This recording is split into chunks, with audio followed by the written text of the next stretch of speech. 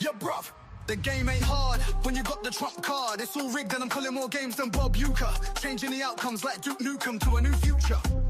Win some, lose some, bag some, choose none. Will the aliens come save the day? Are we going to listen to what they say? The uranium, cranium, aliens popping up like circadians. Got me spontaneously training in the Palladium gymnasium. Ultimate battle in the extraterrestrial stadium. It really just be the Mediterranean and Sylvanians. Bloodlines, overtime, dragon descendants. Scripting bread and circus lizards in attendance.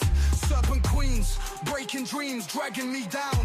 The underworld royalty is all about how much you can clown. I'm talking about the number 9-2. If you didn't know, well now you do. Numerous fears, what's in the hearse? I am who I am, man with a plan. Where you at with the rebellion? 1 in a million, us against a billionaire reptilians. Look at the word rebellion, spells out the same as the rebel lion. Ain't even trying, ain't living, you're dying. Well done to the skeleton, no time for the bellion. Strawmen led by spellmen, dialectic Hegelian. Everyone's worked up waiting for the aliens. Problem, reaction, solution, little contribution. The script tells that they cast spells like nuclear fusion. Spreading confusion, lie distribution. Old as hell, ain't even some new shit. Will the radium, cranium, aliens popping up like circadians. Got me spontaneously training in the Palladium gymnasium. Ultimate battle in the extraterrestrial stadium. It really just be the Mediterranean Transylvanians. Welcome back, everybody.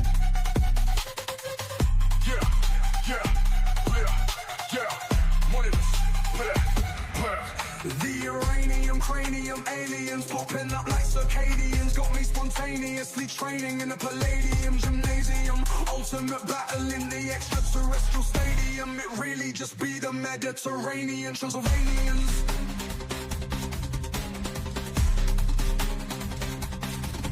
Will the aliens come save the day? Are we gonna listen to what they say?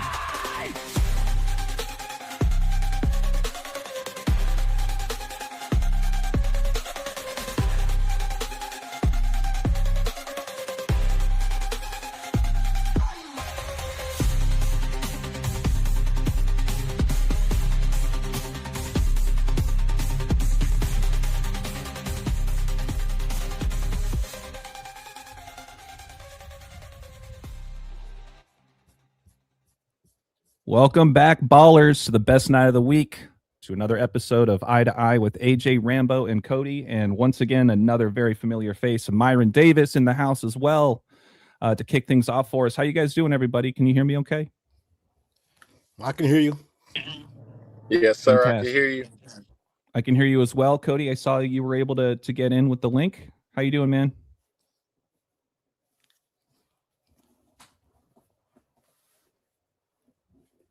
Cody, mic check. Can you hear me now? Testing 1 2. Yes, sir. Yeah, I'm in. I was having some issues, but I'm finally in.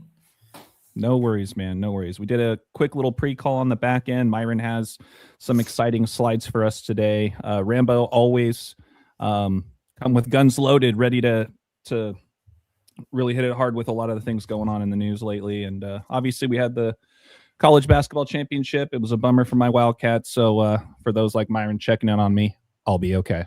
It was a great season nonetheless. So we'll dive right into it, you guys. My name is AJ, Balll Don't Lie, 3 L's in Ball. You guys can find all of my content on Instagram and YouTube where we're streaming tonight. I also have a Patreon for those that are interested in notes and things before game time from a sports betting perspective. And also just wanted to shout out, today is also the 32-year anniversary of the release of a Goofy movie. Shout out to the best song in the film, Eye to Eye. So I wanted to pay tribute to that as well. Cody, please let the audience know where they can find you and support you, my friend. Yeah, thanks everyone again for being here tonight with us. Thanks to Rambo, Myron, and thanks to AJ for all being here, and looking forward to seeing what we can get into tonight. If you guys want to find me, as usual, it's Decoding with Cody on YouTube, just like spell on the screen there. And then also the Buy Me a Coffee link below is buymeacoffee.com/decoding with Cody. And yeah, looking forward to the stream. Absolutely. I know Myron's got some gems for you as well, things that popped up just over the last I don't know, day or two, I want to say. So before we hand things off to Rambo to kick us off, Myron, please, quick introduction of yourself. Let the folks know where to find you. Yes, sir. As always, thank you again for having me, AJ. Always glad to link with you guys.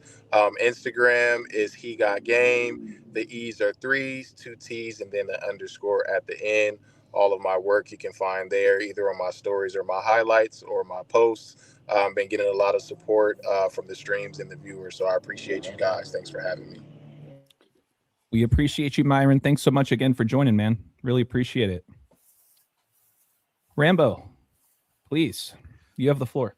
Yeah, thank you for having me again. Thank you for hosting. Thank you for promoting my work. And it's an honor to be with this panel that you've assembled here. KODI, with his great reputation, well-earned in the community, and Myron, he always gets super feedback for his contributions as well. And yeah, it's an honor to be with you guys. Again, thanks for putting it together. Thanks for promoting my channel. And this is the channel where my work can be found, patreon.com/thetruthcodes, which only has one tier. So $5 tier, that's all. It's the only tier. Codebreaker community server you have access to as well. And there is some free content. You can get some older videos are still available for free, and there's some content that is put out for free as well. You can join for free. And I'm also on Instagram.com/thetruthcodes. Spelt exactly as it is. And yeah, once again, you guys, $5 a month, not a day, not a week. Best $5 you'll ever spend. I promise you that. And speaking of the truth codes, Rambo, I know you have, I believe, a short video for us, as well as just, you know, additional notes, kind of piggybacking off of the common themes that you've been bringing up on the streams as of late. Yeah, I alluded to some of this last week, and I did put out a video for patrons. It's titled Abracadabra. It's a 24-minute video, but this is the intro. It's a 4-minute intro to Abracadabra, which is, again, I alluded to some of the themes discussed here. So a couple of things have been going on, which I am addressing here. The aviation theme is very strong. In Iran, there was a big story of 2 U.S. fighter pilots who were shot down, who were rescued. And that story is sketchy. Just like seems like everything they say is sketchy. So the moon mission is related to that. So aviation is huge. It just goes on and on. But the disappearance issue, disappearance is a big thing, with the highest profile subject of disappearances being Savannah Guthrie's mother, Nancy Guthrie. But it goes beyond that. There'll be more disappearances. There've been a lot of them, 8 scientists, and they're all connected to UFO disclosure. We can't make this up. So yeah, so that's what I'm addressing in this video. It's a 24-minute video for patrons, which I just put up a few hours ago, just this evening. So it's up there, but this is the intro.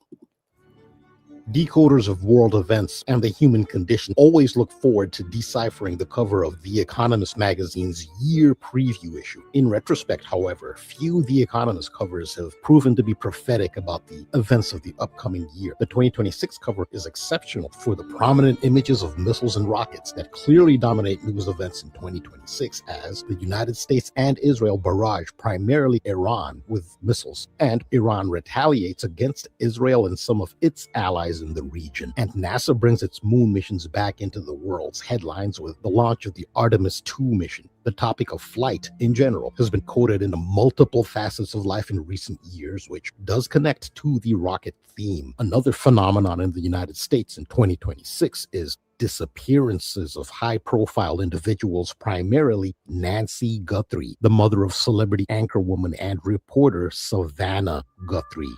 Another major disappearance has been that of former United States Air Force Major General William Neal McCasland, who was also a UFO/UAP, unidentified aerial phenomenon expert. involved in the extraterrestrial UAP disclosure movement as one of its foremost witnesses, having had a commanding position at Wright-Patterson Air Force Base in Dayton, Ohio, a location to which debris from the purported Roswell, New Mexico UFO crash of 1947 are believed to have been taken. General McCaslin disappeared from New Mexico, the home state of Roswell. Other people connected to UFO disclosure have disappeared or died in questionable circumstances. Disappearance is associated with magic.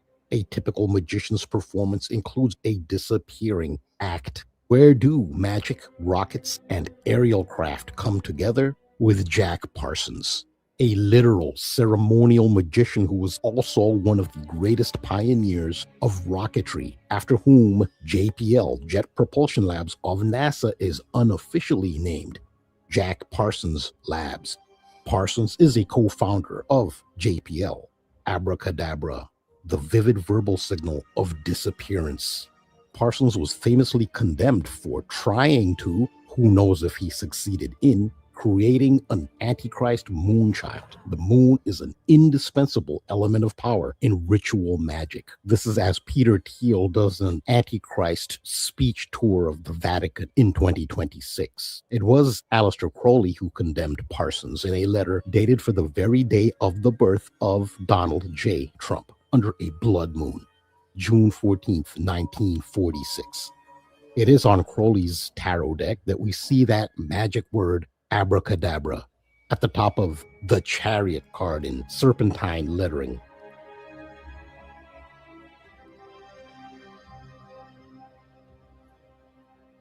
The Chariot is the vehicle, the earthly airplane, helicopter, rocket, spacecraft, and the extraterrestrial craft. What has emerged in 2026 and over previous years is a definitive number code for disappearance that manifests primarily but not exclusively with aerial disappearances. The number 73 and, to a greater extent, its reflection, 37.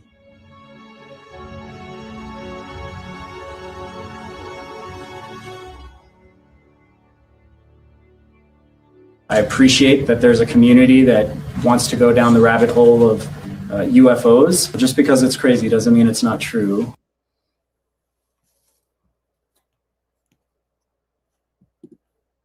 Yeah, so that was he's a lieutenant with the sheriff's department in New Mexico.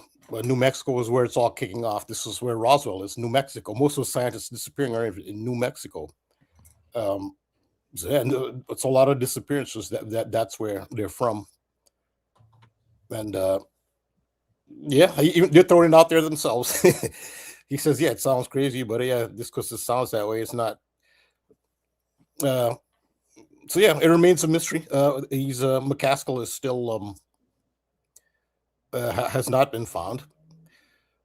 But here's an interesting connection, because the wreckage from the 1947 UFO crash. So it's not only one vehicle that crashed in 1947 in Roswell, which is what most people think. It's a misconception. There were 3 ET vehicles that crashed in Roswell, not one. And the wreckage was, some of it or most of it or all of it was taken to, it is believed, incredibly, that was taken to Wright-Patterson Air Force Base in Dayton, Ohio. That's where Major General William McCaskill, he's retired now, he's 68. He was actually had a pretty high position at Wright-Patterson Air Force Base in Dayton, Ohio. In fact, he oversaw 2 separate $2.2 billion projects. So he's right up there. He's top dog. Like, he's genius IQ when it comes to this issue. And since he retired, he's been working on disclosure of the knowledge of ET craft. In fact, even live ETs, the United States government is said to have in captivity, live. Not some bodies, yes, but live. They're alive, and they have them in captivity as well as a craft. And he's a major whistleblower in that. His credentials are as high as they get. But an interesting connection to the Artemis a moon mission is the name Patterson. It's Wright-Patterson Air Force Base. That's in Dayton, Ohio. Now, Wright it's more recognizable. It's named after the Wright brothers, who originally from Ohio, Orville and Wilbur Wright. Aviation is a big theme here. They're the inventors of the first flying airplane. But Patterson is less well known. Patterson was a test pilot in World War I. Very courageous man, because when you test something, you just don't know what's going to happen. It's unproven. And he did eventually die while testing something that went wrong. So her name is Patterson. Now, Patterson is that's interesting because there's a New York Giants the current New York Giants of the NFL defensive line coach. His name is Andre Patterson. In college, he actually coached Caltech. Caltech, that's where they have JPL. A lot of JPL is merged with Caltech. The current Giants defensive line coach used to coach at Caltech, their football team. I didn't know they had a football team. I thought they were just a science, like brainy school. But yeah, I have a football team. And one of the people he coached was Victor Glover, who's the pilot of the Artemis moon rocket and the Orion spacecraft. So there's a connection there. So the pilot of that, Victor Glover, his college, because that's Caltech. They Jack Parsons went to Caltech. They're like super brainy rocket scientists. So that's where he went. A lot of astronauts go through Caltech. He coached Victor Glover, and now Andre Patterson is the defensive line coach for the New York Giants. But the name Patterson is interesting just because it's also the name of the test pilot after whom the Wright-Patterson Air Force Base is named, and that holds the most likely, very likely, the wreckage from, and it was 3, not just 1, crashed UFOs in 1947 in Roswell, New Mexico. And this is all kicking off in New Mexico. That's where McCasland, that's where he disappeared, from New Mexico. And as I showed in that intro, 8 scientists connected to UFOs, at least the study of that, and whistleblowers, people were privy to U.S. government information on UFOs. Not just UFOs, but extraterrestrial bodies. 8 of them have either disappeared or died. So yes, not just Savannah Guthrie. This disappearance thing, and 37 turns out to be a major disappearance code. I talked about last week the ongoing saga of the 2014 Malaysia Airlines MH370 and 37. And you saw, I showed that vanished is 37. So that's what this is based on.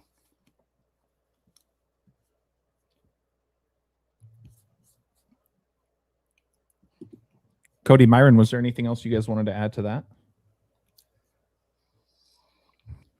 No, this is good work as always, and I definitely have been paying attention because the Artemis mission had a lot, and even last week's stream where you were talking about Hughes, and then they're having like Hughes being twins that directed one of the movies, and their birthdays coming up like around the time you were mentioning everything. Like you said, everything's a web, so just finding the connections, and then everything you have, of course, you tie it in so well. So another great video and description.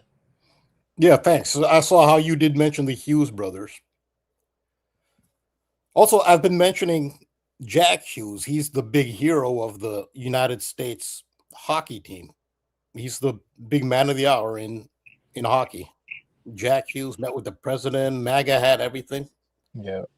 Just think of, the name is Jack Hughes, and how he ties in with aviation. It's Jack Parsons, Howard Hughes, how he has, I've talked at length about that, but think of the name, Jack Hughes. Also, shout out to Ricky as well. She's pointed out this connection here that I'm about to mention. There's Jack Hughes, and reverse is Hugh Jackman. Jack Hughes, Hugh Jackman. Right. What is Hugh Jackman famous for portraying? Most famous? The Wolverine. Wolverine, yeah. And so we've been talking about how long have we talked about Jack Hughes? Ever since February 22nd when the USA team won. And maybe I missed the clue all along was right there. It was, I'm saying Jack Hughes. I'm focusing on Jack Hughes. Well, just reverse his name, and I think there was a clue there as to maybe what might happen. I mean, it's easy to look back and say it. I mean, no, yeah. That is a good point. That once again, that wordplay I love. It's like right there. Shout out to Open Up as well. Just pointing out, speaking of 37, Michigan won their first championship in 37 years. And shout out to Mr. S that also pointed out when they won, that was their 37th win of the season. Wow. Yeah. That's a great point. I got a shout out to Ricky. She pointed out the Wolverine, Hugh Jackman. Yeah. So it's the same name, it's just reversed. Which well, I was right to focus on Jack Hughes. There's so much more to Jack Hughes. He's at the White House. There's way more to than meets the eye with him. I've talked at length. He plays for the Devils with all that Antichrist, the Antichrist theme. So another thing that Ricky pointed out, shout out to Ricky again, Savannah Guthrie returned to the air for the first time since her mother declared missing. Her mother was declared missing on February 1st, 2026. So it's a big disappearance code here. And so did you mean to say that play on words, returned to the air? Because that just kind of sunk in with me too. Yeah, the air, air. I guess returning to the air, like a flight taking off kind of thing. Yeah, the double entendre. Right. Yeah, so she actually was supposed to announce for NBC. She worked at NBC, the opening ceremony of the Winter Olympics, where Jack Hughes is the big name. Hockey is the blue ribbon event of the Winter Olympics. No one really remembers, unless you're a really diehard fan of an individual sport. Worldwide, it doesn't really resonate. Hockey's that's the blue ribbon event, men's hockey. Jack Hughes he's pretty much the star of the show for the Olympic Games. Well, Savannah Guthrie was scheduled to announce the opening ceremony, so she's connected to the Olympics. But the opening ceremony was February 6th, but it was, once what happened to her mother, she no longer, she didn't, obviously she didn't fulfill the assignment for that reason. But Monday was her return to the air on NBC. The shout out to Ricky. Savannah Guthrie wore all yellow. And this is the morning. This was before the game. And she was saying how that looks like it's pointing to, and not that, I mean, after what Michigan did to Arizona, it's not, you don't have to be Nostradamus to say, oh, I think Michigan, they just look invincible after that. Yeah. But she did wear all yellow, an all yellow outfit, which ties into Michigan. Well, in fact, Wolverine in the Marvel comics, not so much in the movies, Hugh Jackman, but the original Wolverine as he's depicted in Marvel comics, he wears a blue uniform or whatever costume. So it's all yellow costume with blue trimmings. That's actually what Wolverine wears originally in Marvel. They don't duplicate that in the movies with Hugh Jackman, but the Wolverine, his costume is all yellow with some blue trimming. And yeah, that's what she wore. She wore all yellow on the morning of the Michigan game. And shout out to all those who pointed out the 37s. The 30 Michigan's 37th win and their first one in 37 years. Yeah, it does tie into the disappearance, especially through Savannah Guthrie wearing all yellow, coming back to the air on the day of the final. So yeah, 37 turned out to be a pretty major code. and for what it's worth, Rambo, I was just kind of poking around as you know, we were talking about Hugh Jackman. Notice that he's got that October 12th birthday.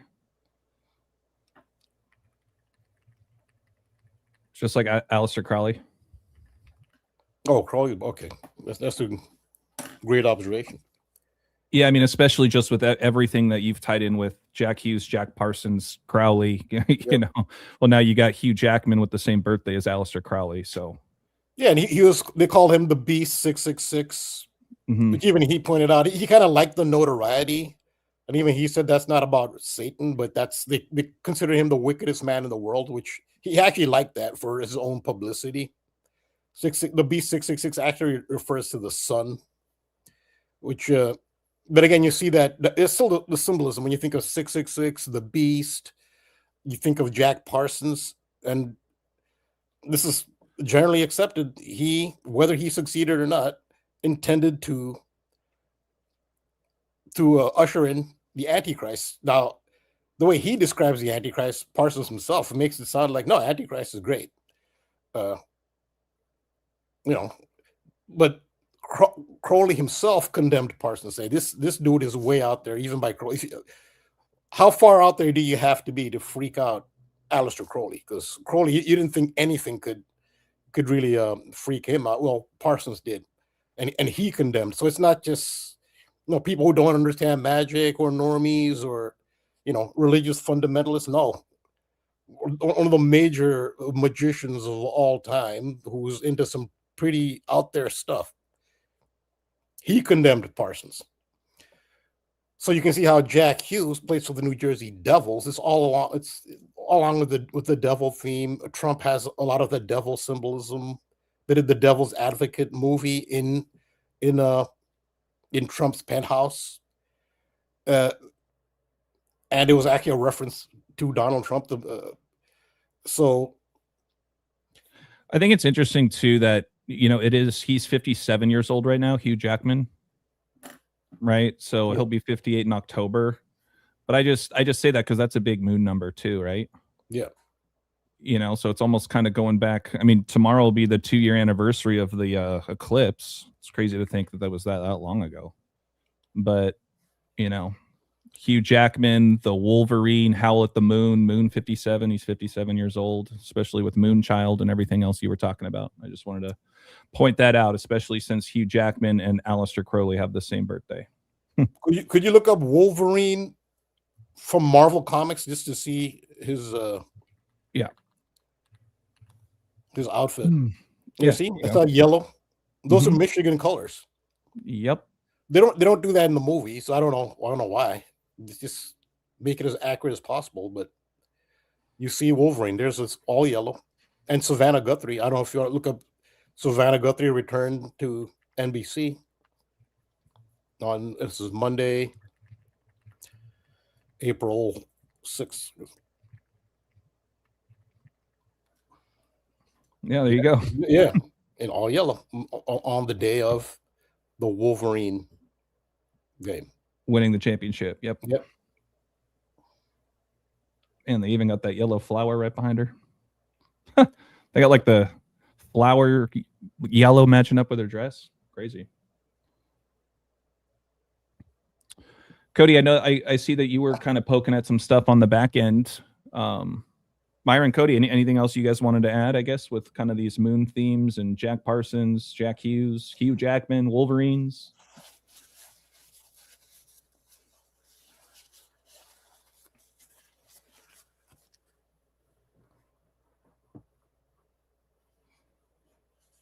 Bueller. I'm not sure if No, that's it. I think we Cody's can muted. no, we can move on from that subject. We can move on. I think either Myron or Cody has something to present. No, sorry, I'm always muted and I forget this, but I don't have much with that. But while you were talking, I just realized. Well, I had already realized this yesterday, but it was kind of just, I didn't look a lot into the college basketball, but I did notice that, again, yesterday I pointed out in my video I did that yesterday was all about kind of the dark side of the moon symbolism, and how, of course, the Pink Floyd album, and then I also mentioned the Transformers movie, Dark of the Moon, where they actually pay reference to the crash landing of Ranger 4, which was supposedly the first aircraft to ever land on the dark side of the moon, but it crash landed on the dark side of the moon on April 26th, 1962. Well, Melania Trump, as I mentioned in my video, Melania Trump means dark. Melania means dark. And Trump was next to an Easter bunny and next to Melania yesterday. That's how he showed up on stage.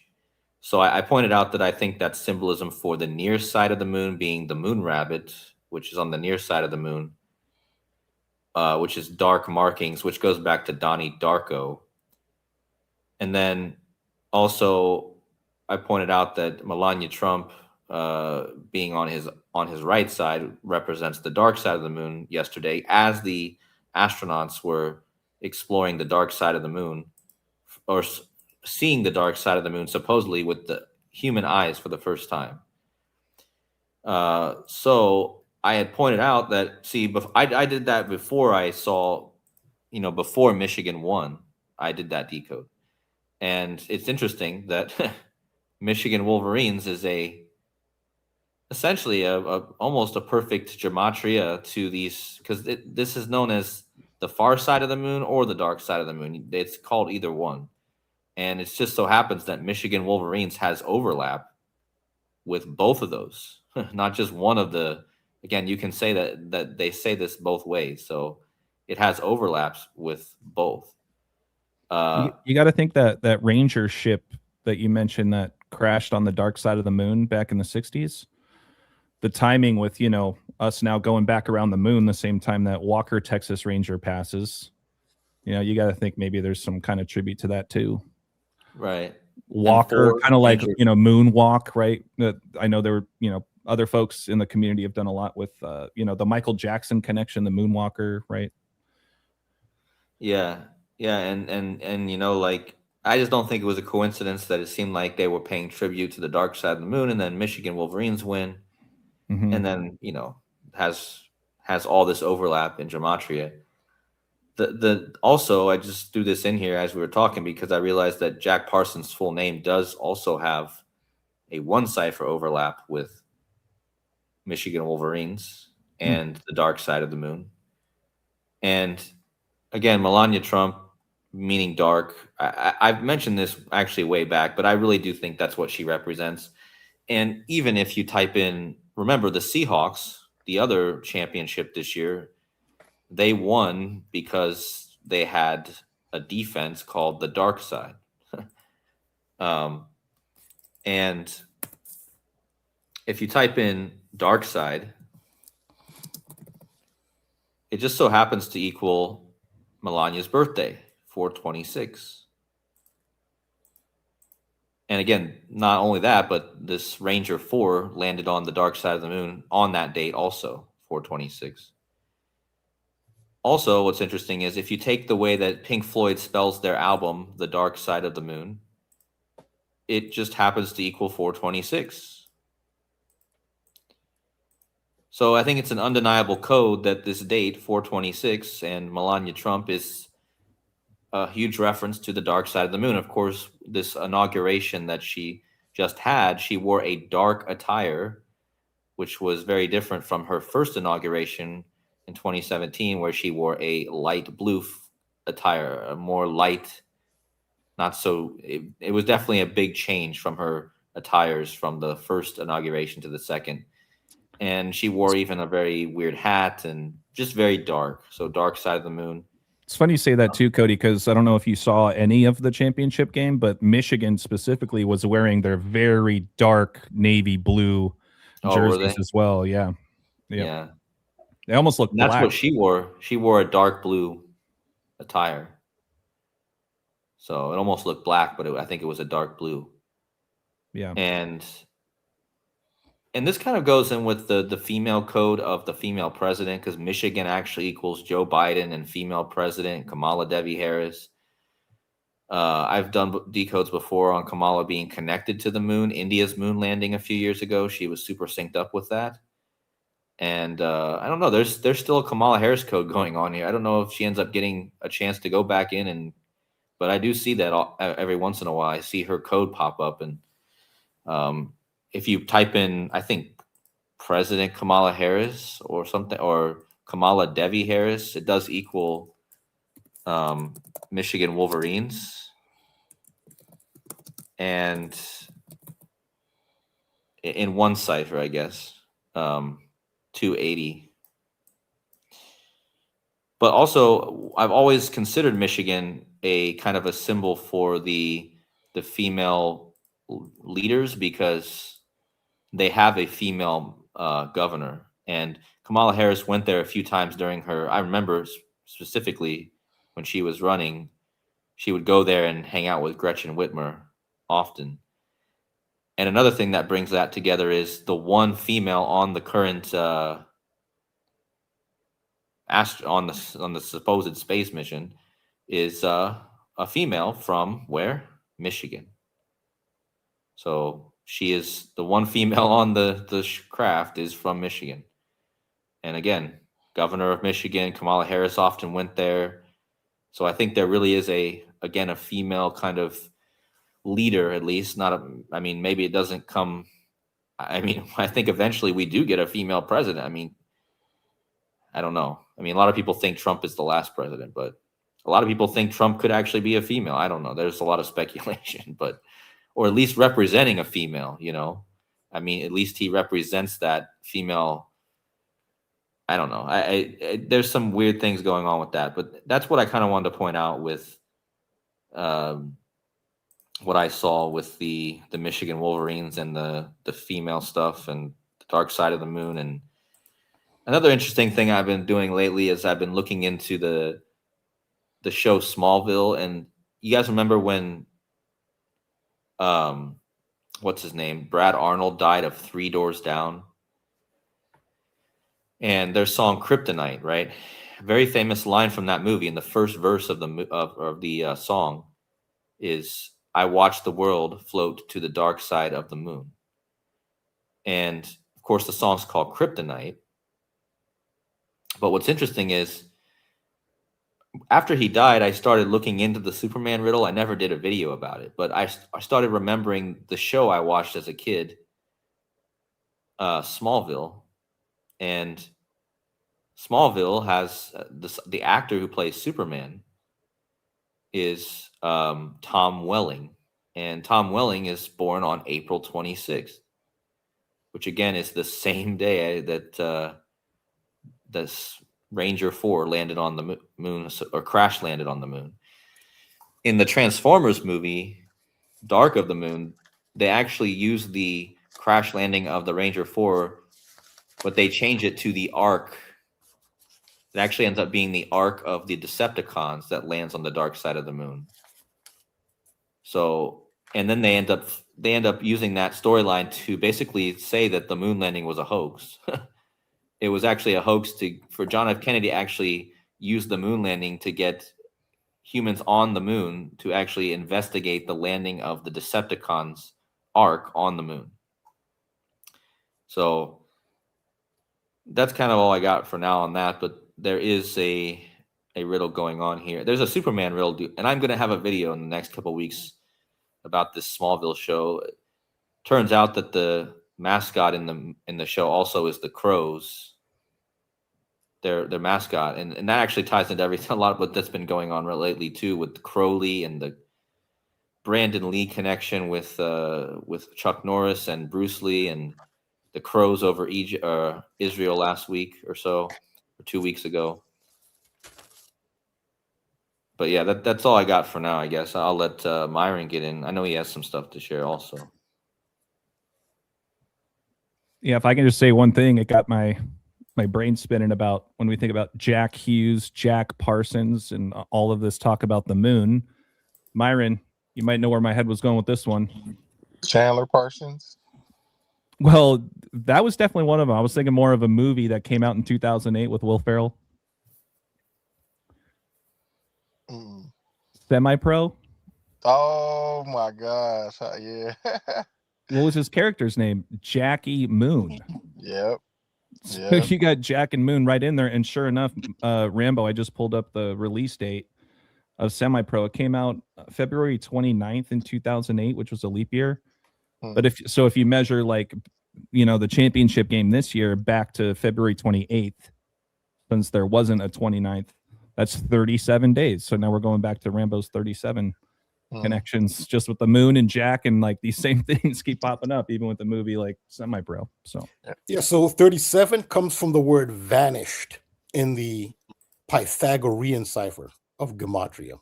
And how that ties into the moon is the moon vanishes. A new moon, basically, you get your full moon, then it starts to wane. It gradually wanes. You get a quarter moon. They call it waning gibbous, and a waning crescent. The different phases of the moon, and then it disappears. So it vanishes. So it has to do with 37 is a disappearing code. It's a vanished code. That's when it keeps showing up. That applies to the moon because the moon itself vanishes. Right. Yeah, and I was thinking that same thing with like the eclipse. I mean, kind of like how the moon covered the sun, but goes both ways. Yeah, should we pivot over to Myron? Yep. All right, Myron, you have the floor, my friend. Let's get into it. All right. So here, I had a post. This was pretty much in regards to Resurrection Day, since Easter just passed. So I had dropped this since I had been covering the biblical themes of the NBA lately. I put this together for Resurrection Day, and this has to do with Ray Allen, former NBA player that played the character of Jesus Shuttlesworth in the movie He Got Game, which happens to be my Instagram name because that's my favorite movie. And also Paul Pierce. They became teammates for the Boston Celtics, who they both wore the jersey number 34. So Ray Allen, who goes by Jesus Shuttlesworth because that movie made him popular outside of his basketball skills, but they both wore the number 34. So Ray Allen wore his jersey number 34 his entire career until he became the teammate of Paul Pierce. So we can get into this and how it ties into Jesus and resurrection. All right, so Pierce equals 34. And if you know the story about Jesus and his crucifixion, the fatal blow happened to be when Jesus gets pierced in his side. So the scripture is actually John 19, but it's the 34th verse. And the 34th verse says, instead one of the soldiers pierced Jesus' side with a spear, bringing a sudden flow of blood and water.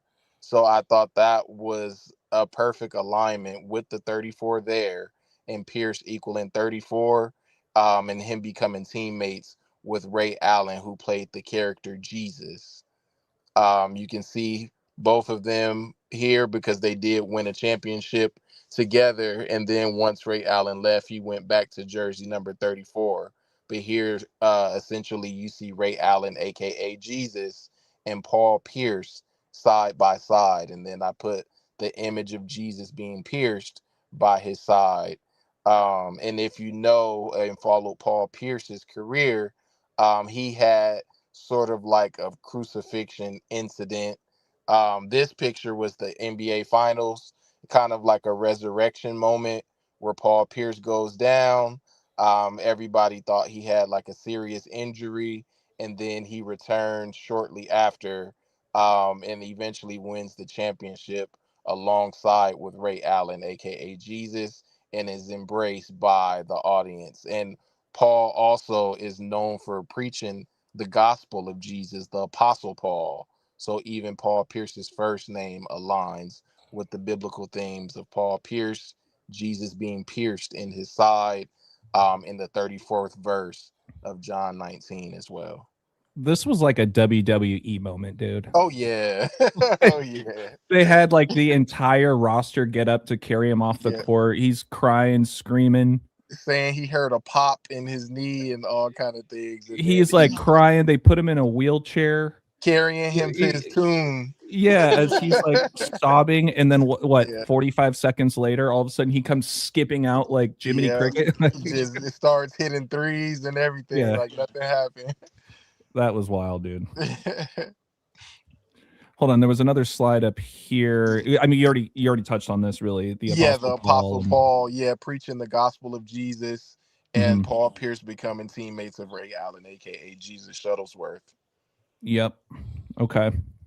And here again, as you can see, Ray Allen, he was on the cover of a few magazines. To the right is him on the cover on the cross when he plays the character Jesus in the movie He Got Game. And then on the left, when he pretty much was dominating with the Seattle Supersonics, he's on Slam Magazine, and it says Jesus, and it's the color of money as he's wearing green. In Jesus, you see Jesus equals 34, Ray Allen equals 34, Pierce equals 34, and it just all tied together with Ray Allen and the number 34 following him, and then him pretty much having to give up the number, essentially, to become teammates with Pierce so he can reach the promised land of the NBA Finals and win a championship.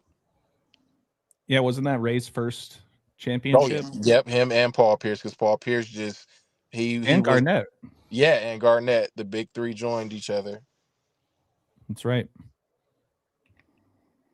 And then here again, Paul Pierce, his nickname, of course, the Truth. Jesus goes by him being the way, the truth, and the life. And again, Jesus equals 34, the same jersey number as Paul Pierce, and the same jersey number as Ray Allen, aka Jesus Shuttlesworth. What number did Ray wear for Boston again? He wore number 20. 20. Yeah. Kind of like how death equals 20. 20 in tarot card number 20 is judgment, and it actually does tie into resurrection, because what's depicted on the judgment card is resurrection. It actually shows people coming out of their graves. Wow. So the 20 ties into the judgment tarot card. It's people resurrecting. It's people who are coming out of and that's Rider-Waite. That's in most traditions. An older tradition is the French Marseille. It's called Le Jugement, and it's the same depiction. It's people. Yes, and it's number 20. I think that's why they gave him 20. It's because of the tarot. I love that connection, because even the trade, when they became teammates of Ray Allen, when they became teammates of Paul Pierce, it's like they resurrected the Boston Celtics franchise, because they had been failing for so long under Paul Pierce, and then they became relevant again once they joined him. Yeah, so you can see those images there on the left. That's a nice clear one on the left there. Okay. They say that's the Archangel Gabriel. Officially, they say it's Gabriel, but I don't think it's Gabriel. That's what they say officially, because he has fiery flames on his hair. His hair is fiery flames. And the archangel associated with fire is actually Michael. But anywhere you look, they'll say that's Gabriel. But I don't think that's Gabriel, just because of the fiery hair. Fire is Michael. And Michael's like the most powerful archangel. And you can see the sound of his trumpet, he's resurrecting. And also, you see on his horn, that's St. George's cross, that red cross, the Templar cross. That's that's the cardinal cross in astrology. The cardinal cross is the cardinal signs, the signs that start a season. Aries starts the spring, which starts the entire cycle. Aries is the number one in the zodiac. It's the number one sign. It starts the whole sign. It's a birth. The ultimate birth sign is Aries.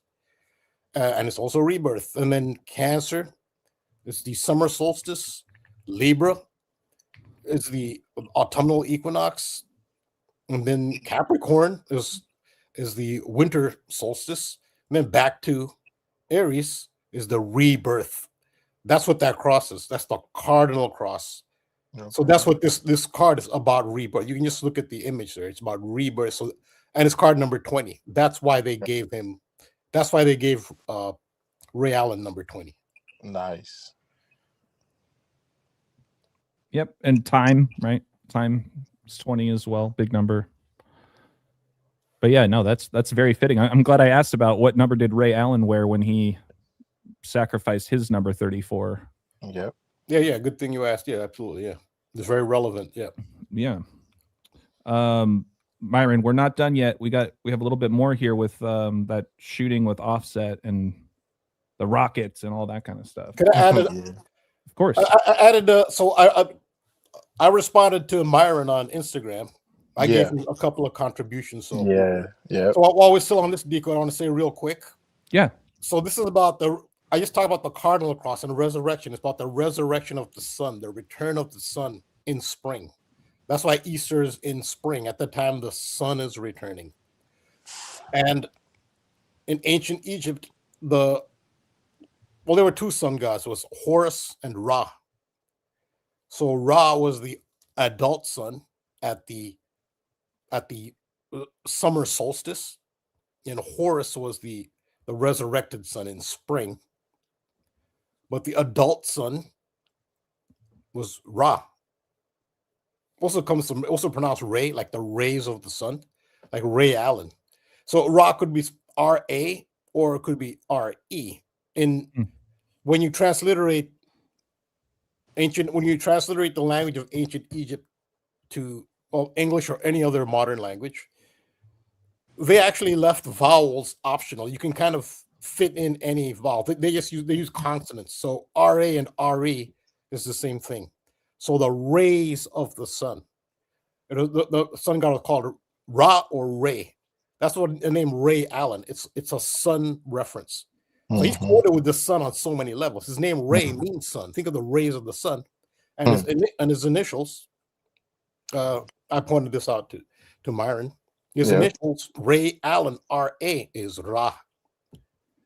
And Paul Pierce, as far as the Jesus crucifixion narrative, his initials PP is Pontius Pilate, who was I guess he's a prosecutor, I guess. So he has Pontius Pilate's initials. But Ray Allen is so heavily coded with the sun, R-A, Ra. You know, Rambo, while you're on this, I'm just typing in their names together and typing in their names separate in the Jewish or the Latin cipher. Look at this.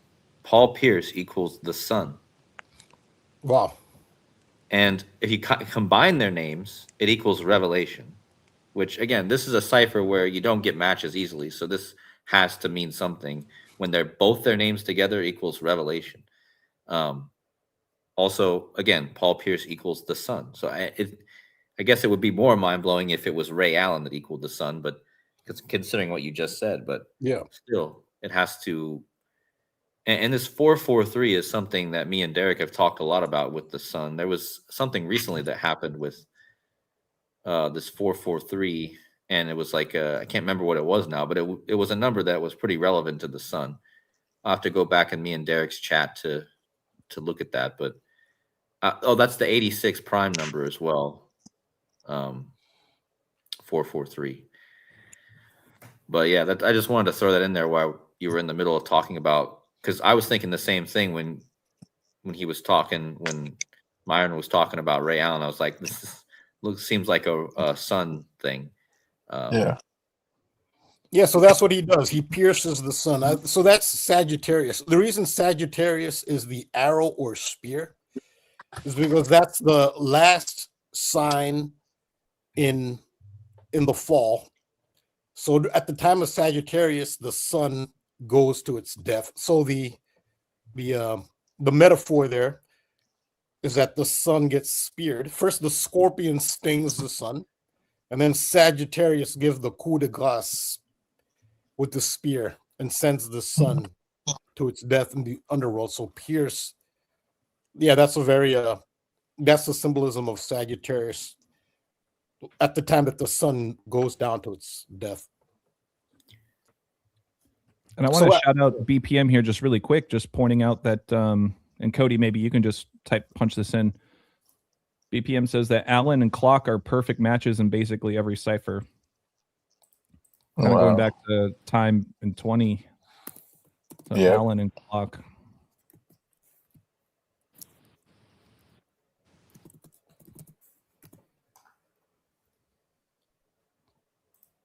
Yeah. There you go.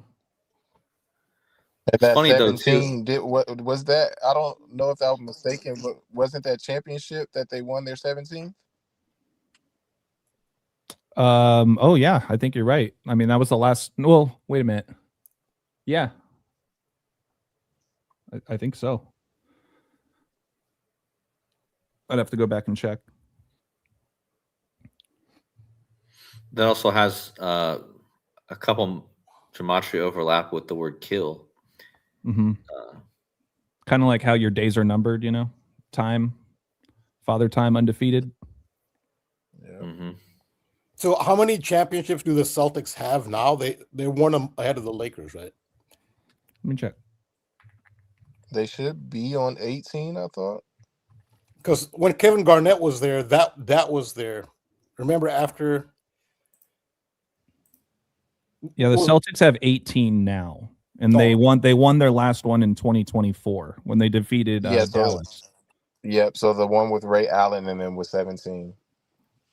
Right, because they did go back to a finals, but they lost to the Warriors, I want to say. Yep. Yeah, and the Lakers are still sitting on 17, right? So they got their 17. Yes, sir. Yep. There you go. Yeah. And then you guys talk the spears and the death. Paul Pierce, of course, was known for almost being stabbed to death. When he joined the Boston Celtics. He was stabbed 11 times, and Jesus equals 11 as well. Yeah, I want to say you sent me that image.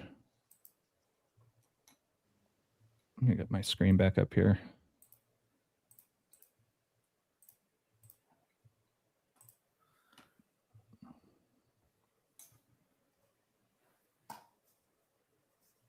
Which one was it? You had it. Oh yeah, it was on the main the main title slide. Yeah, just pierced, and then just Jesus being pierced, and Paul Pierce essentially going through the same like crucifixion, like with him being stabbed multiple times when he was at a club in Boston. Well, and he was stabbed 11 times, like how Jesus equals 11. Yep. Yeah, the next piece was the Offset shooting. Yes. That happened this week too. Yeah, so this was pretty much something that I've been paying attention to. I was talking to Ani maybe a short time last week, and when Artemis took off, I told him, I was like, it took off one day before the rapper from the group Migos, Quavo, his birthday was the very next day. So his birthday was on 4/2, and Artemis took off on April 1st.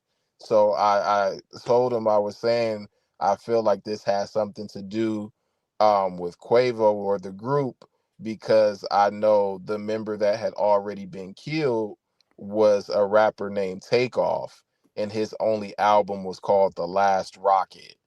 So I thought that had something to do with it.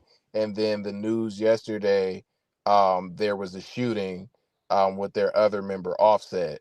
He ended up being shot. So if you look at the timeline of events, the rapper who has already been deceased in the group, Takeoff, he was born in 94, and he got killed in Houston. That's the home of the Houston Rockets. So in 94, the NBA champions were the Houston Rockets in the 1994 NBA Finals. And the 94 Finals was between the Rockets and the Knicks. So the Rockets and the Knicks, they played each other a day before the Artemis rocket took off. And the Rockets, the same as the 94 NBA Finals, they beat the New York Knicks, and the New York Knicks had a score of 94 points. And you know that New York equals 111 for what it's worth. So they just pretty much replicated what happened in the 94 finals. And like I said, the artist takeoff, what does a rocket do? It takes off when it's launched. And his only album, I believe it was his only album, but it was titled The Last Rocket. So I'd already had them on my radar of something happening with the group. So something with that happening yesterday with the Offset shooting, kind of it just kind of blew my mind a little bit that what happened. And I believe it was a real shooting? No, I just think they did it to fit this narrative. And even the Artemis rocket, it took off in Florida. And that's where they said the rapper Offset was shot. They say he got shot in Florida as well yesterday. And the group, it aligns with the Cosmos. They align with the stars, the rap group, the Migos. And just a lot of their songs have to do with astrology. A lot of their symbolisms have to do with astrology. And even the 1994 MVP was Hakeem Olajuwon. His nickname is The Dream, kind of like not so much outer space, but just a replica of a different reality, like when you're in your dreams. And that's a lot of symbolism that has to do with this group as well. Even the term shooting, because they said Artemis like captured a shot of Earth and they posted it. And usually when you take photos, you have a photo shoot, or you capture a photo. It's called a shot or a snapshot of something like that. And then it replicates over to the NBA, because the only way you can get points is to shoot the ball. And essentially the players who score the most points are labeled as the stars of the team. So just a lot of astrological stuff in terms of like this rap group and the Artemis rocket taking off, tying into this group as well. And shout out to BPM for some more gems, just color coordination here, color symbolism. Mm-hmm. This is a great one too. You know, the astronauts had those blue and orange suits on. Yep, New York Knicks. You know, so then you got the Knicks, you know, taking on the Rockets. Yeah. Day before. That's a good one, BPM. Yeah, that's a great observation. Yep. I was thinking about the color combination. I didn't even think about the astronauts wearing the blue and orange. Yeah, I didn't either. I used to be a diehard Knicks fan, Mets fan. I was always wearing blue and orange. And but it's the thing. What incident interrupted the live broadcast of this final? You remember? It got O.J. Simpson. Exactly. And he was in the white Bronco. Yeah. What do the Broncos wear? What colors do the Broncos wear? Yeah, the same as the Knicks. Yeah. blue and orange. Yes, sir. Yeah, Mr. S threw that in the chat as well. Same time as the Yeah. So there's kind of like a Bronco. There's one other blue and orange. I can't remember. There's one other, because I was actually going to message you on Instagram. Yeah, I was making my video, and of course. But I was gonna man, there's one other. I didn't even think of the astronauts. So that's brilliant by BPM. Yeah, that is brilliant. And that the photo of the astronauts wearing the blue and orange, I was gonna put it on here, and I decided to use the Artemis rocket instead of them standing in front of Artemis. I guess you could say Florida. I guess the University of Florida, they were blue and orange. They were the reigning champions, right? That's where the stabbing happened. That's where the rocket took off from Florida. Yeah. Mm-hmm. But there's one other. There's one other I forgot. I know there's another blue and orange. But okay, so Boise State. Isn't Boise State the Broncos? They're blue and orange. Yeah. Oh yeah. So that's college. But, yeah. There's still another. I forgot. Okay, I'll just have to. Well, the Mets. No, yeah, I don't think the Mets tie into because the Boise State ties in because they're the Broncos. Yeah, I'm just thinking. I'm just thinking of any color alignment, Yeah. blue and orange at this point. Yeah, just to tie into this. Yep. You know, it ties into the rocket taking off from Florida. Florida with blue and orange. The Bronco. It is the famous Bronco. When does an NBA game ever final series ever get interrupted? What story could be more important unless it's Correct. who knows what? But it never happens. It happens something like you think like 9/11 would stop it. For a car chase, that's crazy. And it was not even a car chase. It's like he's cruising. What are you at 30 miles an hour? But yeah, so that is relevant. The Bronco, but yeah, I can't remember what the other blue and orange is. But yeah, I mean, just the astronauts. That was a great one. BPM. Yeah, that was a great one. Yeah. Thank you. Just the final piece to wrap this slide up. The Artemis took off on Quavo's last day of his age being 34 years old. The 94 Finals NBA MVP, of course, wore the number 34. Hakeem Olajuwon and Offset, he gets shot at age 34 as well. Can't say I'm surprised there. And I believe Golden Age Deception, he told me that rapper equals 34 also, I think. Yeah. Yeah, it does. Rapper 34, yeah. So rapper has a lot of synchronicity with Jesus, not just in gematria, but just the imagery. Yes. Rappers are constantly. Kanye West was portrayed as Jesus. Yeah. Nas. So the video by Nas. Godson. Yeah, God's son. Yeah. Nas was Jesus. I think Kanye West even visited the Christ the Redeemer statue in Rio de Janeiro, Brazil. And he visited with Kim Kardashian. Yeah. And then she put her arms out, imitating the statue, and some people were offended by that. But who is Jesus? I mean, his female companion, Mary Magdalene, he's associated with. Look at the gematria of Kim Kardashian and Mary Magdalene. So that was actually that match, I think, in 3 out of 4. Wow. Kim Kardashian, Mary Magdalene. And so they went to Christ the Redeemer statue, and but a whole bunch of rappers that have been the rappers is either Jesus themed, Bible themed, or like with the stars and the moon and everything. That's all they portray. It's also Kendrick Lamar. Kendrick Lamar did The Last Supper. Yep. And he's he wears like the crown of thorns also. Yeah, and he wears a crown of thorns. Yep. Absolutely, yeah. Myron, there was also one later slide that you had forwarded me off to include in here.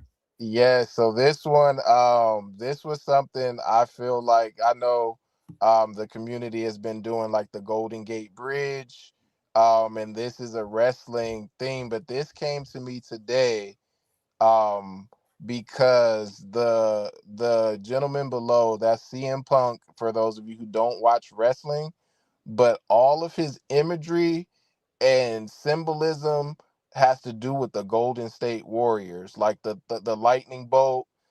His go to sleep is his finishing move. That's what Steph Curry does. Like when he wins here, he hits like a dagger 3. He hits the go to sleep when he knows the game is wrapped up in one. But yesterday, so CM Punk, whenever he talks on the microphone, is known as a pipe bomb. So he's pretty much his career. He's popular for pretty much like speaking the truth. He's good at talking smack, and they're always called pipe bombs. So he had a pipe bomb yesterday on the Monday Night Raw on the event. He looks into the camera and he says, "I can stand on top of a bridge and I can blow it up because I know how to swim." He said that in the event last night. And I know, like a lot of the talk in the news and in war, because the Warriors represent war.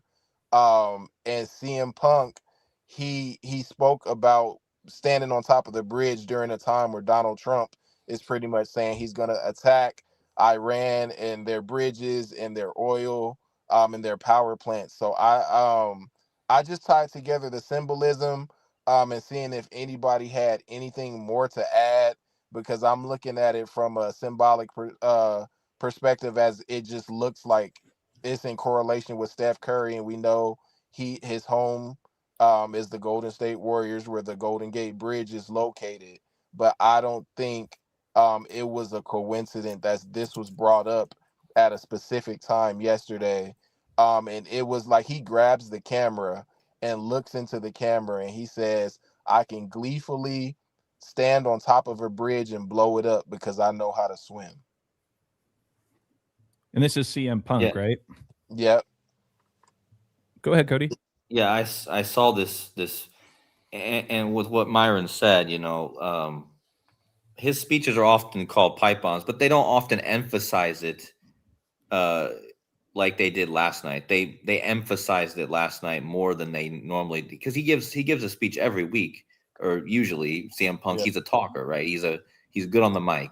Yeah. But what I found interesting about yesterday is they really emphasized, even in their video on YouTube that they posted of this, they actually even put pipe bomb in the title, which they normally don't always do. I mean, they specifically emphasized pipe bomb last night. Yeah. And notice that CM Punk equals 30, like Steph Curry wears number 30. But yeah, and what he said, if you guys got to go back and watch that, for those of you who don't watch wrestling, I know it's cheesy, but I mean, he was definitely telling you something when he said, "I can stand on a bridge and blow it up." And we were, again, I've talked about the Golden Gate Bridge often, and there's even Kim, there's theories that there's a really good decoder in the community that his whole channel is kind of about the Golden Gate Bridge attack and possibly North Korea being involved. North Korea right now, think about how Trump calls Kim Jong-un the Rocket Man.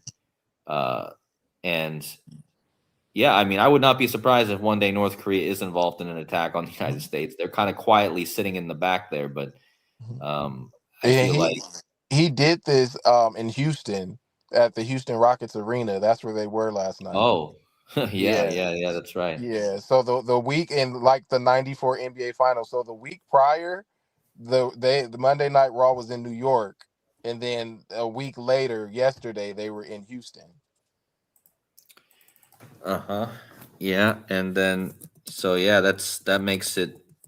That's what I was kind of thinking, and then I totally forgot that part. And another thing I think that this is connected to is CM Punk is so the match that's coming up at WrestleMania between CM Punk and let me just pull that up here real fast. Between CM Punk and Roman Reigns, because a lot of times we can get thinking, and I do this a lot too. When I see bridge stuff, I think, oh, Golden Gate Bridge gets attacked or something like that. But I think a lot of times too, these things are. And notice how they even wrote here, after CM Punk's pipe bomb 2.0, the WWE is bracing for impact. Yeah. So, and why are they calling it 2.0? Because the first pipe bomb, I need to go do a measurement from his first pipe bomb. Yeah. Well, his first pipe bomb was in Vegas, and I know that's where WrestleMania is this year also. Right. And what I was going to say is, this kind of is really all about,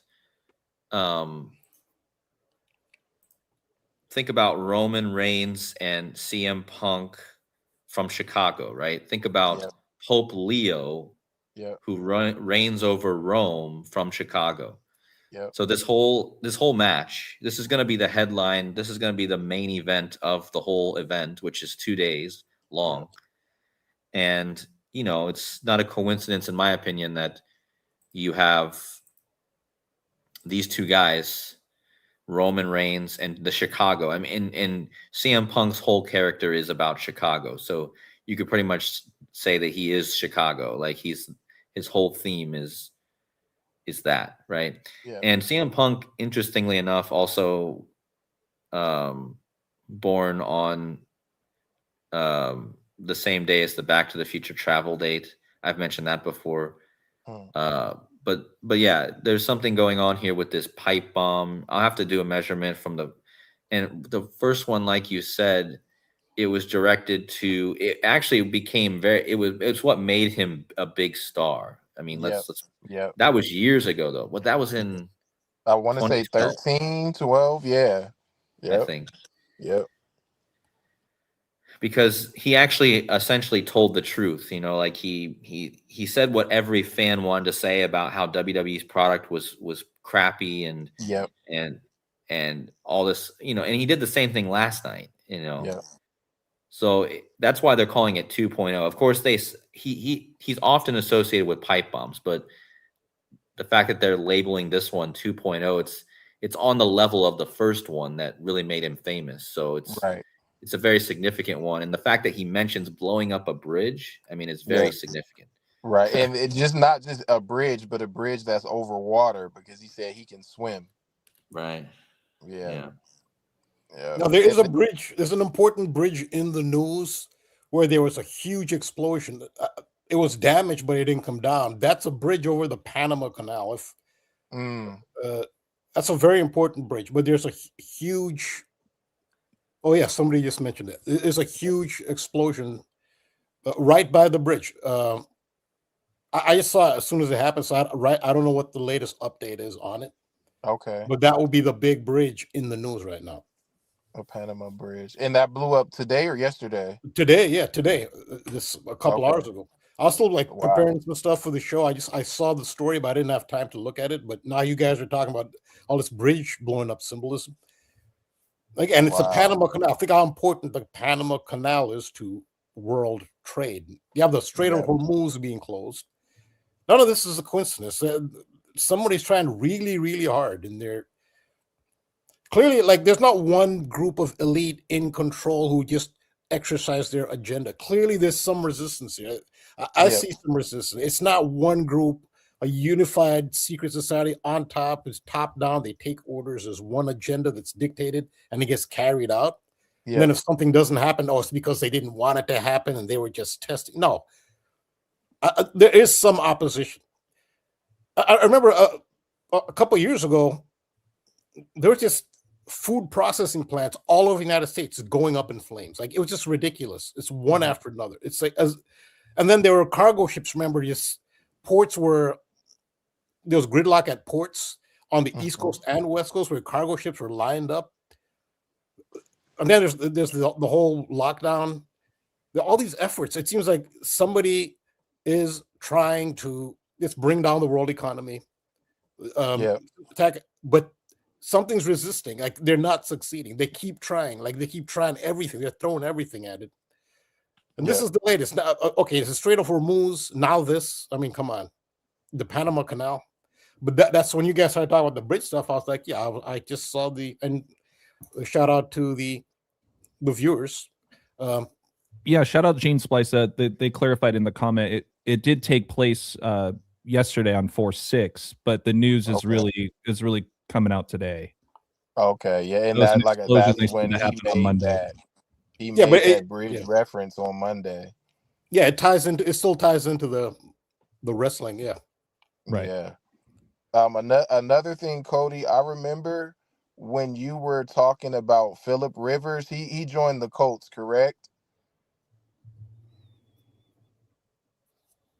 Phillip Rivers? Yeah, he was on the. Yeah, Phillip. Yeah, he joined the Colts. Yeah. Okay. Did Pat McAfee? Did he play for the Colts? Is that who he played for? Yeah, exactly. Yeah. Okay, so the next line after he makes the bridge reference, he starts talking about Pat McAfee, but he doesn't. Did you hear how he pronounced his name? He called him Pat McAfee. Right. Yeah, I noticed that. Yeah. Yeah, he called after he says he can swim if he blows up the bridge. He brings up Pat McAfee, but he says Pat McAfee, and I know Pat McAfee played for the Colts, and Phillip Rivers kind of had his run with the Colts, but I know that CM Punk's real name is Phillip as well. Right. Yeah. Exactly. Yeah. Because Yeah, that Philip, I connected that a lot when Philip Rivers came back. With remember how the rivers were flooding in Washington, and Yep. Rivers' first game back in years, he ended up going to Washington when the rivers were flooding, Yep. and then the Philip thing is a good reminder too, because that's CM Punk's name is Philip, and Yep. that don't forget that means lover of horses, and Hmm. a lot of people would consider Roman Reigns a thoroughbred. Yeah. Blood bread. In fact, I'm pretty sure I've heard them even say that on air. They call Roman Reigns a thoroughbred. So it's essentially Hmm. Philip versus Roman Reigns, the thoroughbred, like the horse. Okay. And yeah, that reminds me of Pope Leo too. Pope Leo is the pontiff, means bridge builder, from Yep. Chicago. CM Punk, And, Philip. and also, the name of the mayor of San Francisco, home of the Golden Gate Bridge, is London Breed. That ties Hmm. into the bread. Uh, So, yeah, Breed is her last name. London Hmm. Breed. Sounds like London Bridge. London That's what I Yeah. Breed. was going to say. Yeah, Yeah. London Breed. Yeah, she's been there for a while, a couple of terms. Hmm. yeah, And that's a good one. I know outside of Roman Reigns and The Rock being related, they're the only two that's in the family that seem to be from Florida, but the rest of their family is from California. They're either from San Francisco, they're from Sacramento, they're from Oakland, but like his cousins, the Usos, they're listed as being from San Francisco, and this whole bloodline theme that they have. But Roman and The Rock are the only ones from Florida. Everybody else is from California in the Bay Area. Yeah, that's a good point because so yeah, the twins, right? So remember Hmm. Roman Reigns, he's a Gemini and he has two sets of twins, two sets of kids that are twins, and he also has twin cousins who, wrestled with him for years. Yep. And they made up the bloodline, right? So there I mean the twin stuff is crazy with him, but again, the Roman Reigns also being just his name in general. And like I said, I think he's going to end up winning the title back. I do Um, too. so yeah, and remember during his reign or right after his reign, COVID started and that lasted 13, 16 days, right? So Yep. which, there's a lot of gematria that goes with that. But again, the big thing I'm seeing is this, like you said, the Roman connection with, and again, Pope Leo, the bridge builder, from Chicago, Hmm. Pope Francis, named after San Francisco, where the Golden Gate Bridge is. Yeah. Also, But even the like his symbolism, CM Punk symbolism with Steph Curry and the Warriors are the team that broke Chicago's record for the most wins. right? Yeah, so like the Chicago, I don't know what they're hinting at, but like I just feel like their symbolism is so it's just not coincidental. And Pat McAfee, his name is interesting, and it's interesting. He said MAGAFee, like referring to MAGA, the highest degree of the Church of Satan. Hmm. But notice that McAfee, like a fee, you're paying a fee. Hmm. Uh, but also you have the trickster, Patrick. I've mentioned that a few times. Trick Hmm. Williams is another wrestler that's coming up now. Magic Trick, Abracadabra. I Yep. mean, and I've connected CM Punk before with Aleister Crowley because CM Punk has the he did something a few years ago that connected with magic. He mentioned magic in an interview, Hmm. and I connected with Aleister Crowley actually. So, and he Okay. has like the six-pointed star, um, which is Chicago's star. Yep. But yeah, and McAfee again being from Indy, and remember how Chicago Bears are moving to Indiana now, and Pat McAfee played for Indiana. He's a big Indianapolis Colts fan. Hmm. So yeah, the Colts theme, interestingly enough, is strong here with this one because But what's also interesting is McAfee. He's wearing this RKO shirt, right?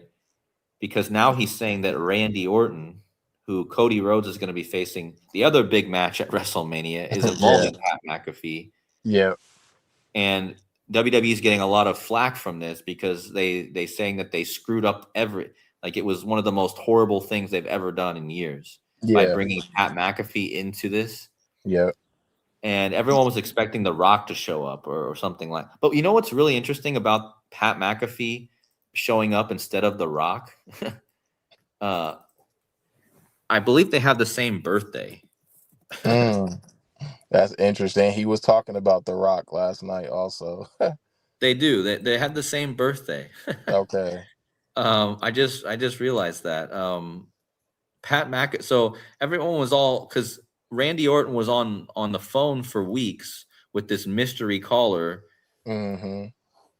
And everyone was speculating that the person he was talking to was The Rock because The Rock has history with Cody Rhodes and how The Rock tried to screw Cody Rhodes WrestleMania a few years ago during the eclipse. And everyone thought, it has to be a big reveal, right? It has to be The Rock.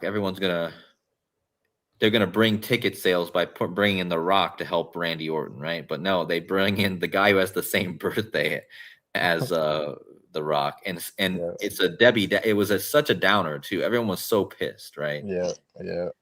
And people think that WWE is doing this on purpose or doing this accidentally. They're messing with their ratings. No, I think they do this on purpose. WWE makes their product. WWE makes their product crappy on purpose. They do. They literally do it on purpose to then eventually make it good again, to play with people's emotions. And it's that's the point of it. Yeah, and that's what they're doing right now. They're making it absolutely crappy. And just in the last year, the WWE has been absolutely crappy. Like it's been the product has been so crappy and so bad. I mean, as bad as I can remember, at least in the last 10 years. Yeah. So, but CM Punk's pipe bomb might kind of bring the ratings back up again. Or foreshadow some sort of event that they're going to start, shifting it away, doing something, right? Yeah. So, even the Chicago connection with him, because Chicago is the new Pope, but the previous Pope was connected to San Francisco. Yeah, exactly. Yeah. So just like a transition, and I guess from I don't know. I see something with the San Francisco and Chicago piece for sure with the popes, and then the symbolism in his ring attire to the Warriors. Well, that's a great what you pointed out about his symbolism, the go to sleep. I didn't know Steph Curry did the go to sleep. So that's really perfect. The lightning bolt and the go to sleep. And the fact that CM Punk equals 30, like Steph Curry's number. Yeah. But yeah, the Pope thing is big here too. And again, don't overlook the fact that this happened on Easter Monday. Yep. And when did Pope Francis die? The day after Easter. Yeah, on Easter Monday last year. Yep. Yeah, So, that's what I'm saying. I don't know if it was and he's named after San Francisco Pope, I believe. So right. Yeah, I think it's something there. I think what he said or on that day, CM Punk, about the bridge, it was definitely a reference to blowing up the bridge, like essentially killing the old Pope, right? Blowing up the old Pope, killing the old Pope. And almost as if CM Punk represents Pope Leo, as in saying, yeah, I blew up the bridge, but now I'm in charge and I'm the one who can swim. So essentially I'm the one's in charge now. I'm the Pope from Chicago. That transition, yeah. Right. And I'm facing Roman. I'm the one that's going to be facing Roman Reigns in a few weeks. Yeah. On their match is on the day the Golden Gate Bridge construction ended. April 19th? Yeah. And the day they bombed OKC. But did you see in the news when Trump today was threatening the bridges, they had a ceasefire for 2 weeks, and WrestleMania is in 2 weeks. Yeah, exactly. They had a ceasefire on the bridge for 2 weeks. Yeah, exactly. uh I don't know why that just hit me, but yeah, so literally Roman Reigns and CM Punk's match is going to be on April 19th, the day of the Golden Gate Bridge construction ending. Think about the Yep. construction ending. Yep. And again, if Roman Reigns wins, it's kind of like the new pope from Chicago is now reigning in Rome. So instead of being from Chicago now, he's reigning in Rome. Right? It's a perfect transition. Yep. Yep. And again, this is going to be in the location of CM Punk's very first pipe bomb. That's right. That's also a great point, because yeah, so April 19th, that and don't forget, April 19th is the birthday of Khomeini. The leader who just got killed. Wow. Was he killed in that bridge explosion, or he was killed another way? I don't know where exactly where he was when he was killed. That was last year. Okay. That he was killed. He was killed last year. Oh, okay. Oh. Okay. Oh yeah, no, he was killed this year. Yeah, this year. Yeah, he was killed on the attack on Iran on the 28th. Yeah, but yeah, Israel has just been bombing their leaders consistently over the last year. Yeah. Okay. That would be crazy if he was killed in that bridge explosion attack. Yeah. I don't know where. I don't know if he was. If I ever saw where they said he began. You know. Oh, and look at this. Cardinal Joseph Ratzinger, the Pope before Francis, he was elected on April 19th. Yikes. Fidel Castro resigns. April 19th, of course, is a huge day. So much happened on that day. So a big event that happened on April 19th was in Germany. Germany's parliament, their capital city used to be Berlin, Germany. This is before World War II, and their parliament building in Berlin, the head of their government, called the Reichstag is what the building was called, but the German parliament is called the Bundestag. Yeah, it's right here in this list here. I was just hovering over it. Right. So this is the thing. The very first was in 1999. When Germany reunified, everybody thought, so the capital was Bonn. Bonn was the capital of West Germany. But once they reunified East and West, Berlin became the capital again. And what everybody thought was that they'd build a brand new building for the Bundestag, a brand new parliament building, but they didn't. The dilapidated, it's a historical site, Reichstag, which was burned down by the Reichstag fire, which ushered in the Nazi regime, because they used the Reichstag fire, which now it's safe to say, because Nazis, it's okay to criticize Nazis. Oh, that was a conspiracy, as if that's the only conspiracy. But now, every historian and mainstream says, oh, that was a conspiracy. The Nazis burned it down themselves. Yeah, like they're the only ones who do that. Come on. But right. The Nazis burned it down themselves so they could have an excuse to. They came to power on an anti-terrorism platform. Like, does that sound familiar? There's called the Enabling Act. The Enabling Act pretty much got rid of. It's called the Weimar Constitution that they had in Germany at the time. It pretty much obliterated. That was their equivalent of just the United States Constitution. That's where their civil rights were enshrined in the Weimar Constitution. So the burning down of the Reichstag, which the Nazis did themselves, everybody acknowledges that, and some are even more obvious than that, and people don't want to acknowledge. It's the same playbook. They had the Enabling Act. What do we have for 9/11? The Patriot Act. Same playbook. Yeah. And the Nazis, like the number 119, we talked about it, the game in Berlin between the Colts and the Falcons, how it was on 119. There was a tribute in Berlin and in the Olympic Stadium that Hitler commissioned. because the Nazis they hosted the Olympics in Berlin, so they had the Colts play the Falcons on 119. It was on November 9th, because that's a big code. The Nazis had a coup attempt on 119 on November 9th, the Kristallnacht, where they went through the Crazy. unofficial start to the Holocaust was on 119. It's called Kristallnacht. And that was a shout out. And when did the Berlin Wall come down? It was on 119, November 9th. It was like a hit. Trump's whole election piece. Yeah, it's symbolism for the Nazis to let you know this is their calling card. They didn't go away. They didn't lose the war. Germany lost the war. The Nazi Party still exists as an extraterritorial force. I mean, pretty much most of the evidence points to Hitler going to Argentina after the war.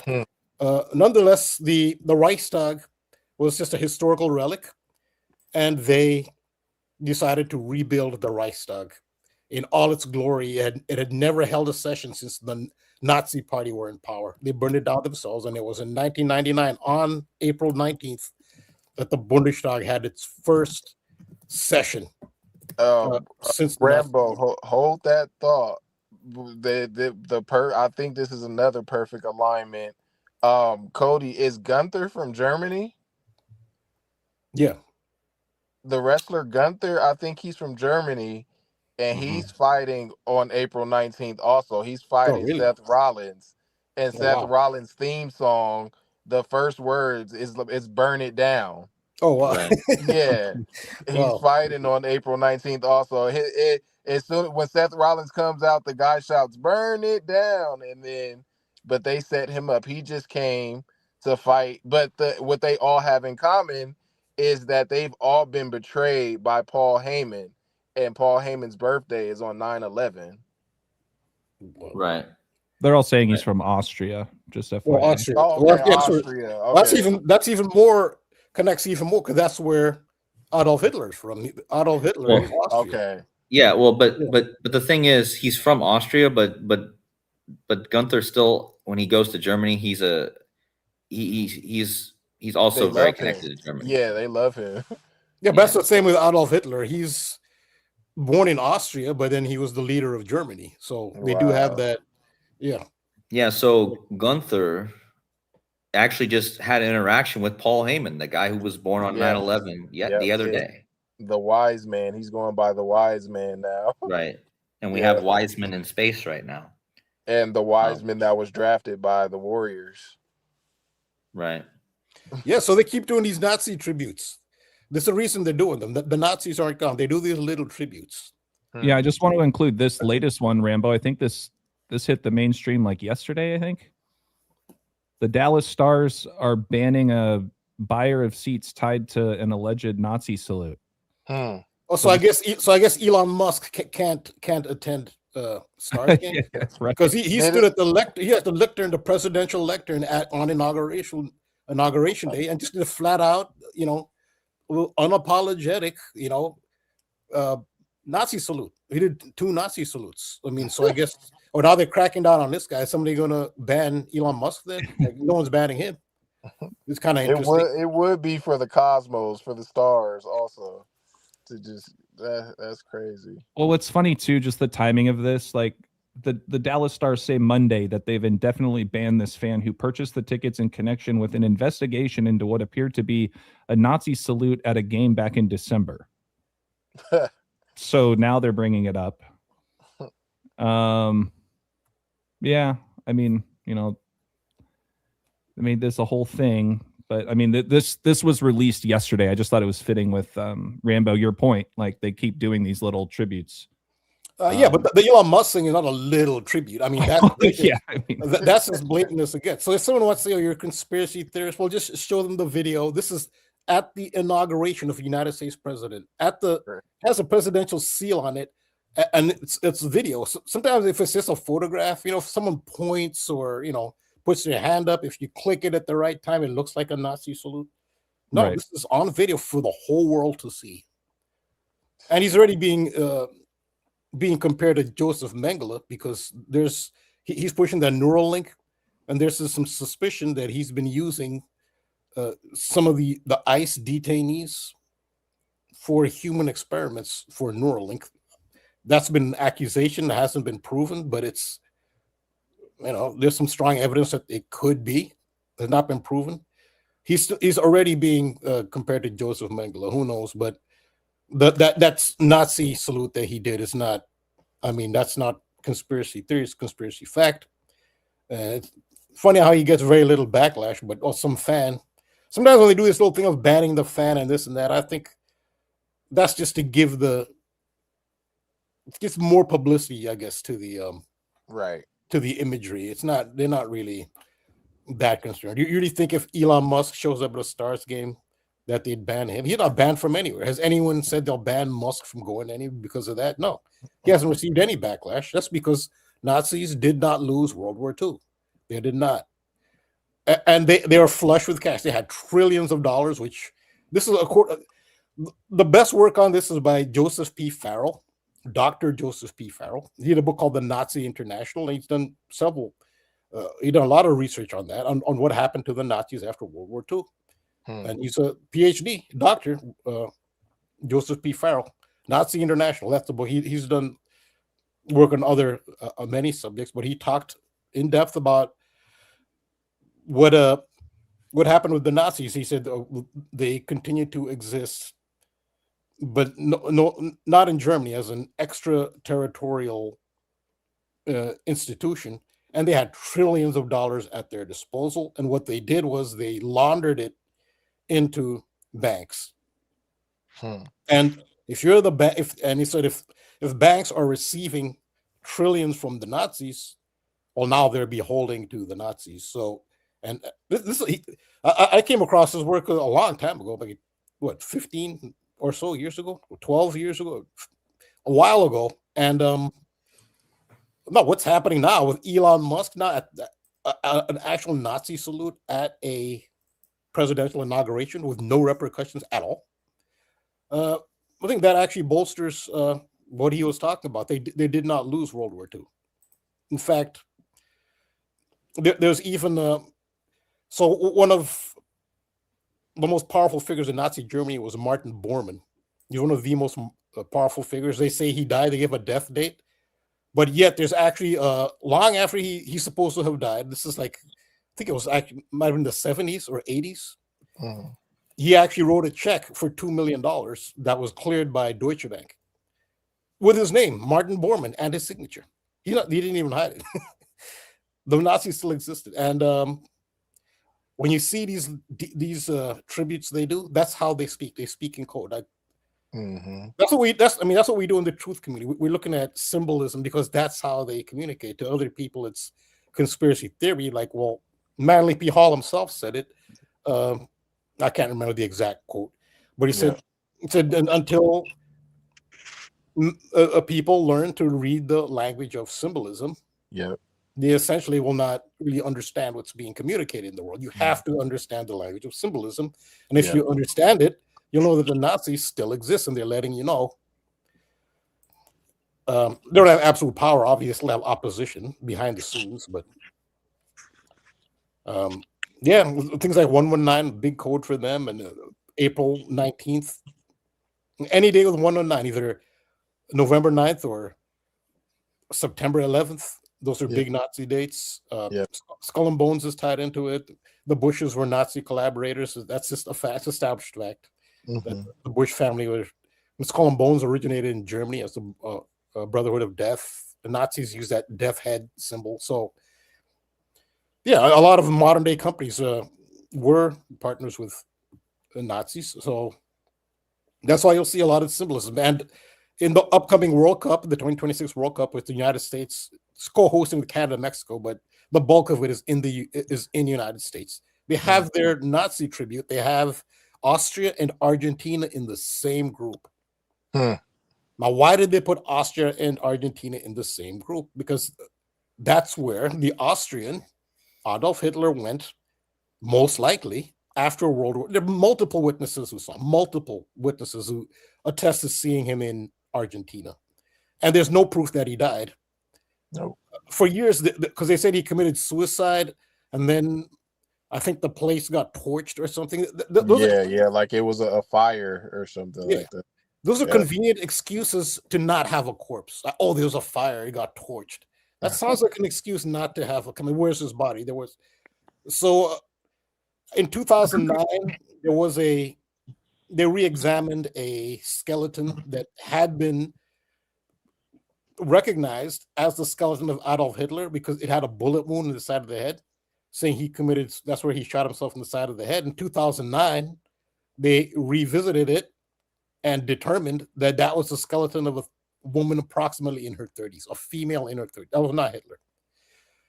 A German U-boat can do a return trip from Germany to Argentina, round trip, without refueling. And that's most likely how he did it, in a German U-boat. And so they've done their little wink, wink again. Elon Musk with the Nazi salute. No repercussions. He's not banned from anything. No one said anything. No one said anything. It's fine to do Nazi salute when you're inaugurating the president of the United States. So they have Austria and Argentina, and they're going to play on June 22nd, the 22nd of June, in the World Cup. So I don't know. It'll be interesting to see. And of course, the United States has a coach from Argentina.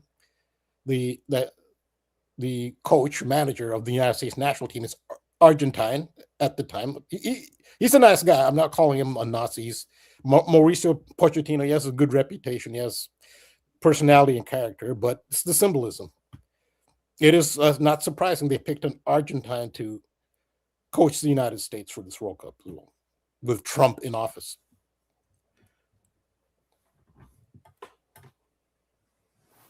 '88, H is the eighth letter. HH, Heil Hitler, 88. That's the big Trump number.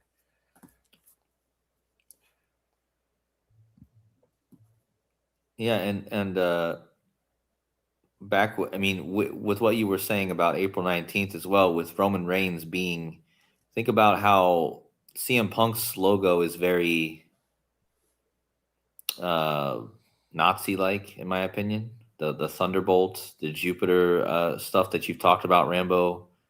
But also Roman Reigns, as I was showing on the screen earlier, the guy he's going to be facing is a perfect match to Nazi Germany. If you just run the gematria. Interesting that Paul Pierce also equals Nazi Germany. But yeah, Roman Reigns got that 3 cipher match. I've covered this before, but also I wanted to point out while we were here that we were talking about this bridge, and I just thought it was crazy that the name of this bridge literally equals the Golden Gate Bridge in 3 out of 4. So we were literally just talking about this bridge and how it was in the news on the same day as the CM Punk thing. And then Myron had brought up the fact that Gunther, the Austrian, was just,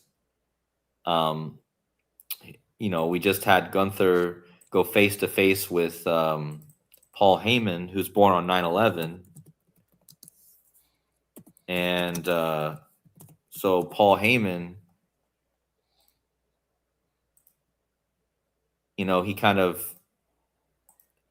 he says he owes him a favor, I guess. So you got this. Let me put this back up here. You got this Nazi Germany guy. Wait, why does that keep happening? Can you guys see my screen? Yeah, I can see it. Yeah, I think we can all see it. I'm not sure why. Can you guys see Paul Heyman right now? No, I see the Golden Gate Bridge and Bridge of the Americas, that gematria graphic. Hold on. So anyway, the point I'm trying to make is San Francisco has the Oracle Park. And so tying back to the San Francisco theme again, Paul Heyman, who again is born 9/11, Gunther, who just came face to face with him for the first time. So Paul Heyman's nickname is the Oracle. He used to be called the Wise Man, but now he's called the Oracle. And of course, he leads the group, the Vision. But think about how, again, as I just showed, San Francisco is Oracle Park. And Oracle, of course, is the Oracle Corporation. And what's crazy about this corporation is they were founded on June 16th, 1977. Well, Warner von Braun, going back to this same Nazi code, he died on the exact same day as Oracle Corporation was founded. So you basically bringing this back around, starting out with the Nazi connection and April 19th and what we just mentioned, what Rambo just mentioned. You got the Austrian Gunther coming face to face with the guy born on 9/11, whose name is the Oracle. San Francisco has Oracle Park. Oracle Corporation from San Francisco was founded on the same day that Warner von Braun died, Nazi Germany. So, and then again, the 9/11 code is connected with Paul Heyman and stuff. So, yeah, and I've known about this for a while now, this connection with Warner von Braun. Of course, this makes this is a huge connection right now because, I mean, we got the whole NASA stuff going on. So, could you look up the Saturn V rocket? That's the one that von Braun is given credit for, the original Apollo 11. The Saturn V? Yes, Saturn V, Saturn V, it was Saturn V rocket. There's some key dates there because this is von Braun, supposedly he's the brainchild of it. Just look at the dates there near the bottom, like when it first launched and when it's like, okay, there, look at that first flight. Now, why do you think they picked November 9th? You think that NASA randomly picked a date? Like that's random, right? No, not random. We've gone over why this date is significant and to whom and who's honoring that. They say he's a former Nazi. Okay, he's a former Nazi with the United States. So who's in charge of deciding when the Saturn V gets its first flight? The United States government is. So there you go. They know what they're doing. And the other last flight is Israel's. Yep. Which is so there you have a perfect connection to that Berlin game, because it featured. I talked about how the Colts, when they played that game, they had like the colors of Israel, the blue and the white, and that kind of same jazz. And then of course the game was on November 9th, so the Falcons had the Nazi colors, right? And then, so that was interesting. But yeah, it's also Jack Hughes' birthday is May 14th as well. Yep. So I talk about his first name is Jack Parsons' first name and Howard Hughes' last name. Jack Parsons actually did do some work for Israel. It was just at the time of the founding of Israel. Jack Parsons actually did do some work for the Israeli armed forces before developing some weapons. Jack Parsons actually does have an Israel connection. Mm-hmm. And that was at the founding of Israel. So Parsons is connected to everything as well. Yep. I was talking on Instagram to Golden Age earlier, and I know that in the group they pointed out, I believe he's connected to like UFOs, but a guy named Nick Pope that died today. I didn't know that. Yeah, he's supposed to be connected to like the UFOs and stuff, but his name was Nick Pope. But there's a soccer player with the exact same name. Yeah, I was gonna say that. Yeah, Nick Pope, the soccer player, but they have Nick Pope, the soccer player, listed as 168 pounds too. I saw the 168 in the Golden Gate Bridge, and that's connected to the Pope. So Wait, I don't Nick know. Pope's His birthday. There you go. April 19th. April 19th, and he's He just 168 pounds. he just died in Tucson on the date of the championship game. Wow. This might be a signal for England. I mean, for the World Cup. I mean, this might he's England's. He's a backup goalkeeper, but he's in the squad. He's our second goalkeeper. He's second in the pecking order. So that might be relevant. Who knows? Maybe it's a sacrifice indirectly for England or something. Who knows? I mean, of course, this guy was on Ancient Aliens, you know. So all this stuff with space right now, and now this guy dies who was on Ancient Aliens. Yep. And Yeah, his so name was- the UFO thing is major now. I suspect that during the World Cup, there's going to be something like. I know that Steven Spielberg is releasing his Disclosure movie on June 12th, which is the World Cup starts on June 11th, so it's during the World Cup he'll release his Disclosure movie. 37. And then after you do that, type in the soccer player's full name as Nicholas, I think Jack Pope or something like that, and then see what that equals as well. The soccer player Nick Pope. What's his full name? Nicholas something Pope. David Pope. There we go. David.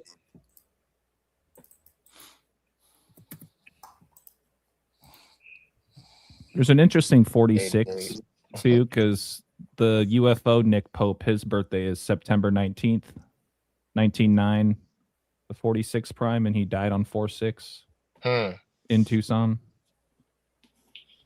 So it's like his birthday and his death date have that 46. Wow. I mean, this Nicholas David Pope is got an interesting, some interesting numbers here in general, because I've talked about this 286 right here is a big connection with the phrase "the king is dead, long live the king." It equals 286 in both the French and the English. And actually, this is the number that I was talking about, 286. I was talking about the night right before Charlie Kirk was shot on our iTie podcast. Me and AJ and Rambo were talking, and I was talking about this number. And it somehow had something to do with that one guy, the basketball player who got the eye wound, you know? I was talking about that. What was that guy's name? Isaiah Stewart. Yeah. Yeah, from the Pistons. Yeah, and I was talking about how it connected to the King James and the king is dead, long live the king. And but check out this guy's name, Nicholas David Pope. It equals 286 and 11114. Well, that's King Charles' birthday. So 1114. And it's got that king is dead number, 286. So there's some interesting stuff there just in reference to the King Charles stuff. Because King Charles just recently had Maudry Day. How do you say that? Maudry? It's right. It's a thing they do in England right before Good Friday. Something with giving money to people that are retired or something.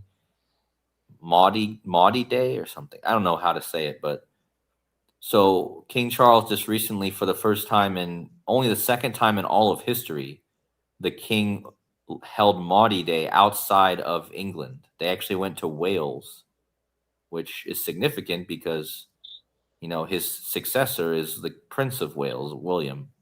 And the guy who, the cathedral they ended up holding that service in was held by a guy named Williams.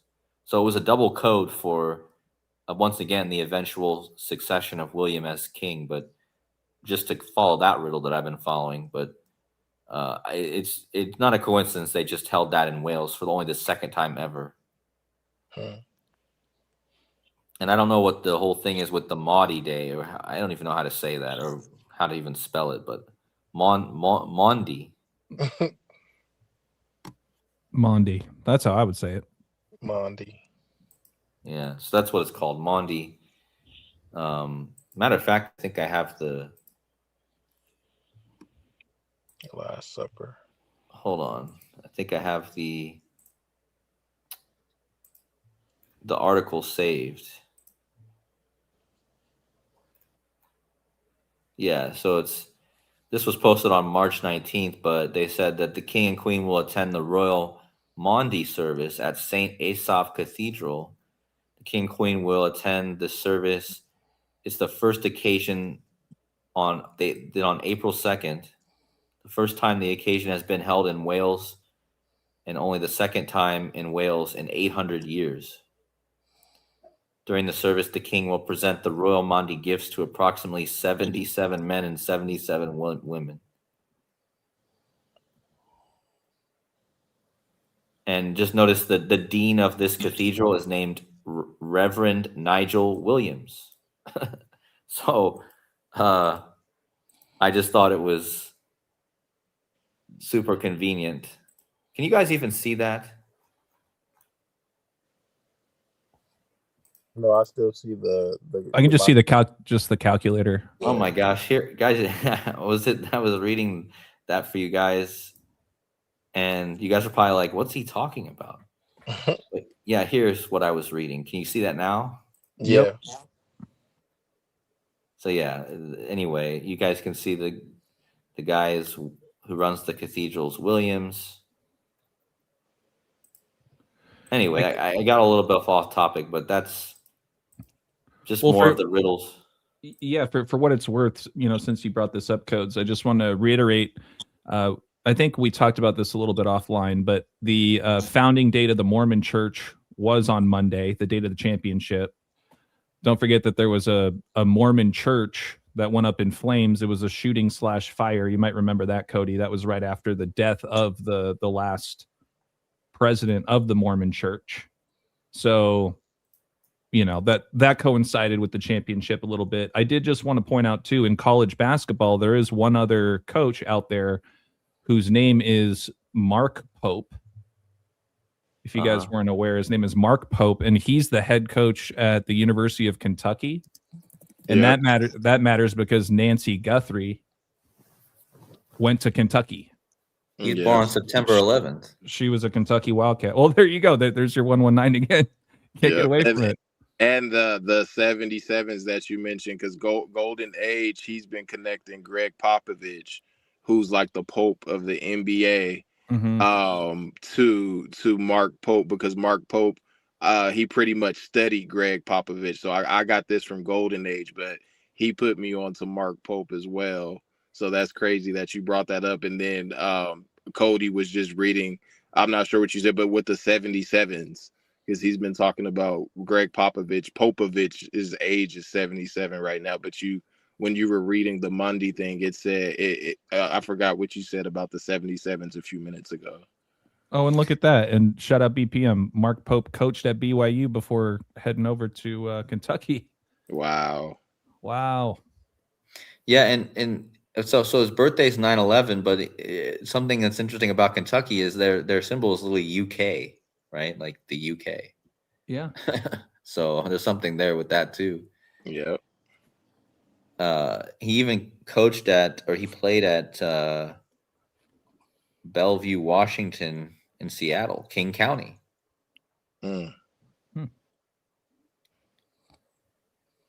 So I mean, yeah, interesting. And in case since Myron asked, the whole thing with the 77, it was the king will present the royal Maundy gifts to approximately 77 men, 77 women. Okay. Mainly from Wales. I don't know. I guess that has to do something with his age. He's 77 right now. Okay, yeah. Greg Popovich is 77. He coached the Twin Towers for the Spurs for that NBA championship against New York. Mm-hmm. Well, Flight 77. Wow. Huh. Yeah, I like I said, I don't know a whole lot about this whole thing, but it has something to do with the Last Supper too. Didn't UK have like kind of a racist past? Wasn't there like a Nazi connection, Rambo? Was Adolf Rupp? Isn't it Rupp Arena? That's where Kentucky plays, right? Kind of going right back to our one. I mean, seriously, no. No, so I think what you're thinking of is the fact that the royal family are of German origin. Now, German does not necessarily mean Nazi, but they are of German origin, and their last name is not Windsor. Their last name is, I mean, I can't give the best of my ability to pronounce it is Sachsen, Coburg und Gotha. Yes, that's their real last name. It's not Windsor. And they took the name Windsor from Windsor Castle. They put Saxe, S-A-X-E. S-A-X-E. Yeah, Saxe, Coburg, and Gotha. So that's actually their original name. They're German. But now here's one thing to look up. Look at Queen Elizabeth. We're talking about Nazi salutes from Elon Musk. Look at Nazi salutes from Queen Elizabeth herself when she's at a younger, even a video of it, it's black and white. There's even a video of it. Queen Elizabeth giving a Nazi salute. So there was some Nazi sympathy there, but they are of German origin. I mean, yeah, you can emigrate to another country, and then you're born there, you're naturalized. But they still have the royal family still not only they're still in touch with their German roots, as you can see here, sympathy with Nazis. I think that's probably what you're thinking. Well, it makes me think about the that movie Glory Road back when Texas Western won with all black players, and they went up against the infamous Adolph Rupp. Yeah, Cody, if you wouldn't mind just typing in Adolph Rupp, Kentucky, really quick. Adolph Rupp? Rupp, R-U-P-P.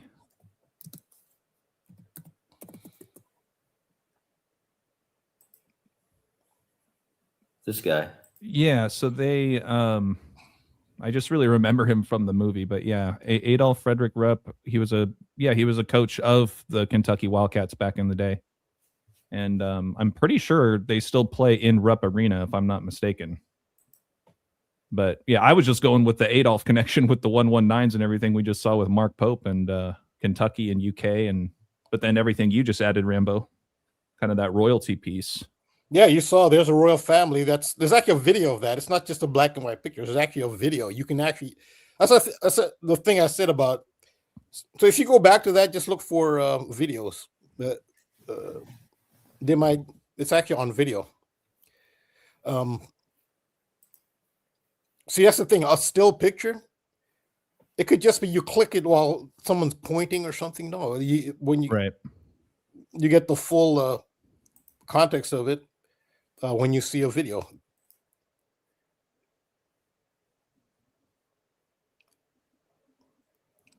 Yeah, they're really into it. Yeah.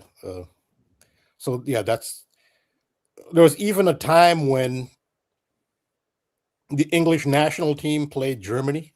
That's right before the war. And I guess they were doing that, I don't know, as a courtesy or something. The entire English national team was doing Nazi salutes. The entire team had their hand up. This is shortly before the war started. So I guess I don't know. I guess Nazis hadn't yet invaded Poland or anything, but it's not the proudest moment for the England national team. But yeah, Mr. S is asking, how old was she? Do you know? I mean, this was what, 1933, so she was born what, in 26, so she couldn't have been more than what, 7? No, she became. Oh yeah, 26. Oh yeah. She was born in 26, right? I find it funny that written all over this is the sun. I had just talked about the phrase of the sun earlier.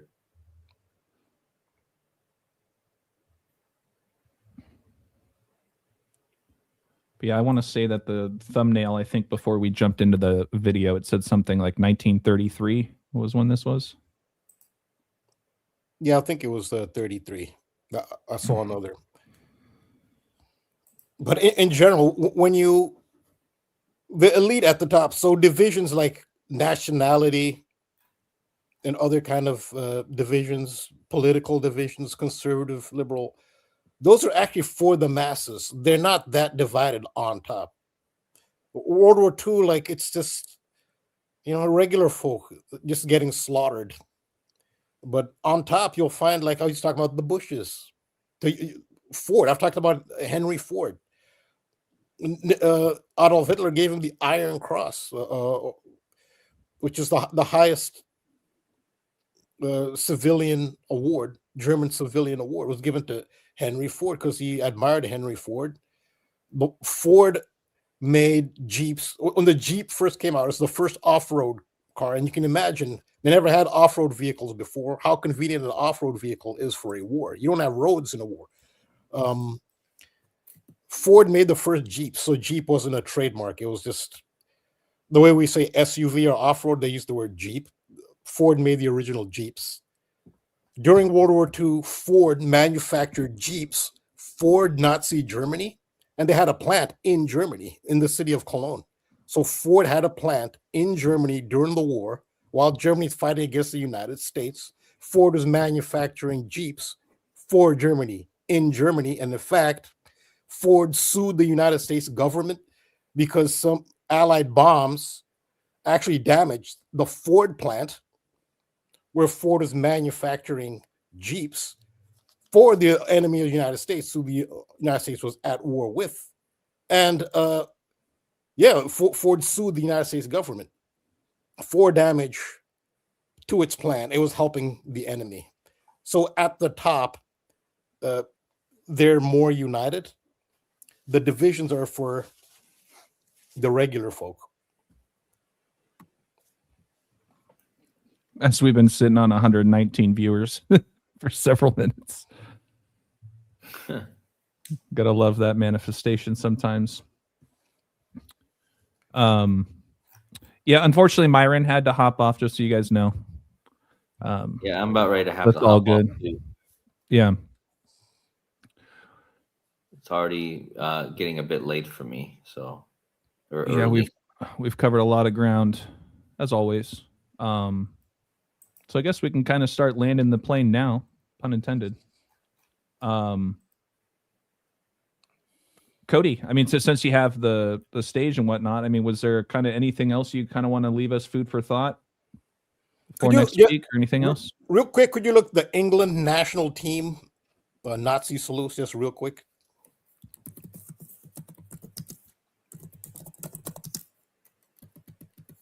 Just the national team Nazi salute. Yeah. Or national football team Nazi salute.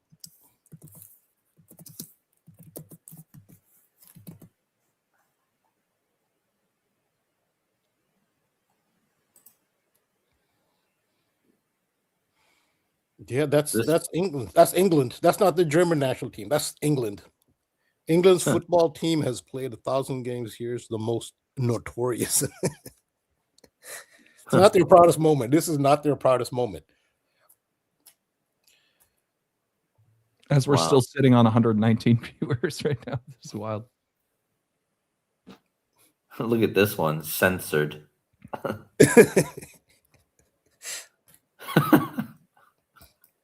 Oh my gosh.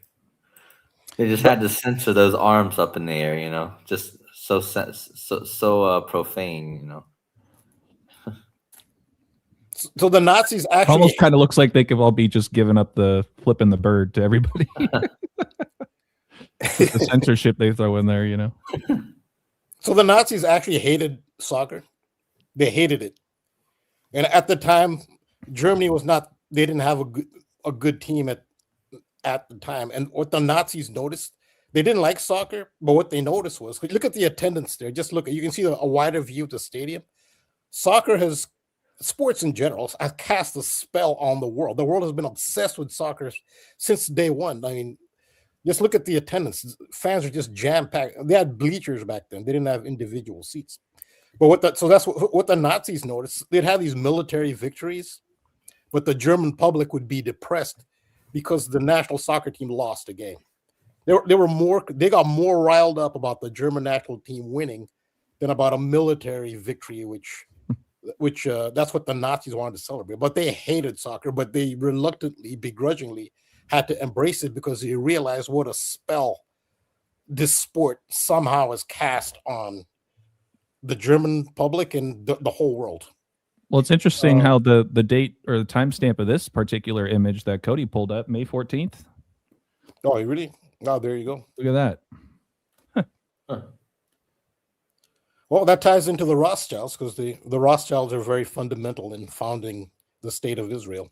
The Balfour Declaration was written to Lord Rothschild. They're part of that. They're behind the founding of Israel. And it was actually the British Empire who handed Palestine over to Israel. It was first a British colony. They handed it over. So Britain is directly connected to that. So yeah, it's appropriate that you'd see May 14th with England. That's history of the world, and this sport continues to cast a spell on the world somehow. Yeah, and I know we've talked about it in the past too. Like, why is it soccer? You know, that is so profound. Isn't it like the oldest sport or something? We don't need to rehash all of that. I just remember we've had an extended dialogue about that too. About actually, it's not. I remember I would talk about the definitions of football. How there's more than one kind of football. Right. So the football that we call soccer, that's most recognized around the world, is actually called association football, and that's actually to distinguish between rugby football. So rugby is also football. Right. Now we just call it rugby, but it's the official name for it is rugby football, and soccer is association football. And actually, rugby football was invented before association football. So rugby is actually older than soccer. In fact, it was yeah. Well, I was just going to ask. I mean, keep me honest here. Soccer's like really only said in the United States. You like for the most part. The term soccer was actually invented by England. The English came up with the term soccer, and the reason they came up with it is to distinguish between rugby football and association football. Because if you just said football, people wouldn't know what you're talking about. You're talking about rugby, or you're talking about association. Like, it was just confusing. Like football, it was too generic. So they briefly came up with the term soccer. Believe it or not, it was English who came up. It didn't stick. It just didn't stick. Americans picked it up because Americans wanted to distinguish between football as well, because Americans had their own football. That's why it stuck with Americans, because they're like, yeah, we need to distinguish between that football and our football, which is what the English were trying to do in the first place. They were trying to distinguish between rugby football and association football, but it never stuck. The soccer fans, like, no, we're calling it football. We're not calling it rugby football. No, football. When we say football, we mean, and they won out. So rugby said, okay, we'll just call ourselves rugby. But still, the technical term for rugby is still rugby football. Soccer is association football, but the term soccer never stuck in England. It never stuck. They never took to it. Americans took the term that English invented, and it stuck in the United States. So it's actually not an American term. That's a misconception. And rugby is an older sport than soccer, aka association football. But soccer has captivated the world, especially among males across the world somehow. I mean, it's literally created by magicians. It's created by Freemasonry, and Freemasonry is very steeped in magic. So there's some depth to it. It's just a bunch of guys kicking a ball. There's way more to it. This something they tapped into the human psyche when they invented that sport. It's on the outside, it's guys kicking a ball. There's way more to it. Somehow it has just captivated. I mean, just look at these pictures here, the attendances. Like, it's always been like this, and it hasn't changed. If anything, the difference now is it's spread across the world. And so this big event will happen this summer. It's just around the corner. It starts in June. And it'll continue to cast its spell like never before. And I'm doing a decode on this. There is a possibility. They just randomly do the draws. They make the groups and they pick them out of a pot randomly. Sure. United States could play Iran in the second round. And if that won't be the highest rated might be sports event of all time. I mean, if you don't imagine people around the world who don't even like soccer, and the United States, it's the United States versus Iran in the World Cup in the United States. So all the United States is bombing Iran. You can't make it up. that is a perfect example of, truth truly being stranger than fiction. Yeah, I'm gonna do a decode on it. There's more depth to it, but yeah, this sport, whether you like the sport or not, kicking the balls is an epic way to put. Kicking the balls is an epic. You're funny, Mojave. Thank you for the chuckle. Appreciate that. That's what it is. So well, you know what is funny to watch, and I only watched it one time because a buddy of mine came into town, and woke up the next day, and all of a sudden I come outside and he's watching rugby, and I was like, "Are you watching rugby? Like I never watched it before." And he's just kind of chuckling. He's like, "Yeah, have you ever seen this before? Like, look at this." And it's just, I don't know anything about it, any of the rules, but like just these big dudes like twirling like ballerinas, and like I don't know. It was my entertainment for a good 20 minutes. I didn't even want to know more.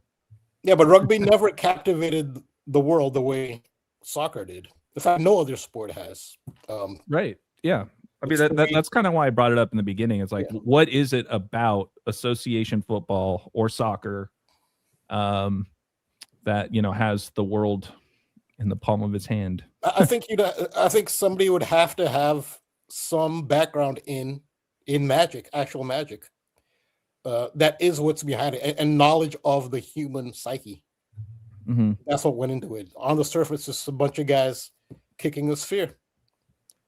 But the pentagons and the hexagons on the original ball, that's part of it too. That the human brain, on the deepest resources of the human unconscious, all these sacred geometry shapes have an effect. I'm sure that has everything to do with it as well. So it is. Oh, for sure. Like the number of players on each team, on the field, on the rosters, the length of the field, the width, absolutely. Cody, anything else before we let you go, brother? We appreciate you as always. I'm gonna drop out here in a few minutes. I'm starting to run out of gas a little bit, but I think I covered most of the stuff I would cover for today, or I was trying to think there was anything else I wanted to mention, but yeah, I think that's, as far as everything that happened this week, that's the only thing I can think of is that Angels player that had to rob the 3 home runs. Oh yeah. I didn't get a chance to look into that, but I have a whole decode of that in our chat with our elders chat. I think you're also a part of that, AJ. But yeah, I'll have to go catch up on that. Yeah, so that I had mentioned how that seems to be connected to the Apollyon and Revelation 9:11, the angel, the bottomless pit, and the last catch he made, he falls into the pit. But what's interesting about that, though, just to touch on the San Francisco and the bridge connection, the Angels in the Outfield movie features Danny Glover. Of course, right now we have an astronaut named Glover in space.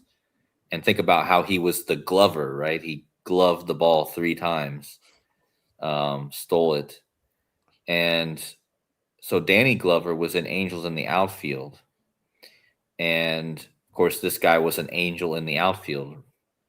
And Danny Glover's from San Francisco. And Danny Glover was also in a movie called Donovan's Echo, which is about the Angels' only title, by the way, is over San Francisco. I just want to throw that in there. Oh, really? Yeah, they only have 1 championship, and it was against San Francisco. Oh, yeah, I didn't know that. That's interesting. But yeah, so not only was Danny Glover in that Angel in the Outfield, he was in Donovan's Echo. And Donovan's Echo is about a bridge. It's about a bridge collapse. Well, I think he has like a dream. It's also about nuclear. He worked for I can't remember the exact plot of the movie, but it has something to do with nuclear. Sean Desad, Widow's son, he's covered it more than I haven't even seen the movie. I think Sean's actually watched it. But anyway, I just wanted to bring that up because you have this you had this falling angel thing going on. You had this Apollyon thing, the destroyer. Trump was threatening to destroy Iran and the bridges. The angel, the bottomless pit. Basically, Trump was threatening to send Iran to hell. Like Apollyon is the angel over hell, and of course that's Revelation 9:11, right? That's Revelation 9:11 is that verse, which sums to 614 in gematria, which is Trump's birthday, and it says they have a king over them, which is the angel of the bottomless pit. Trump is connected to No King's Day. So yeah, there's. I just wanted to mention that because it seems this whole thing is, Danny Glover was also in Alien and Lethal Weapon as well. That's interesting. So that whole thing that happened this week also connects to the bridge and the whole stuff. We'll see what ends up happening. Supposedly there was a ceasefire for 2 weeks now. We didn't even really talk about that today, but that's supposedly the news. This war stuff. I would also keep an eye on Donald Glover. You know, Donald Glover. Wait, is that the musician?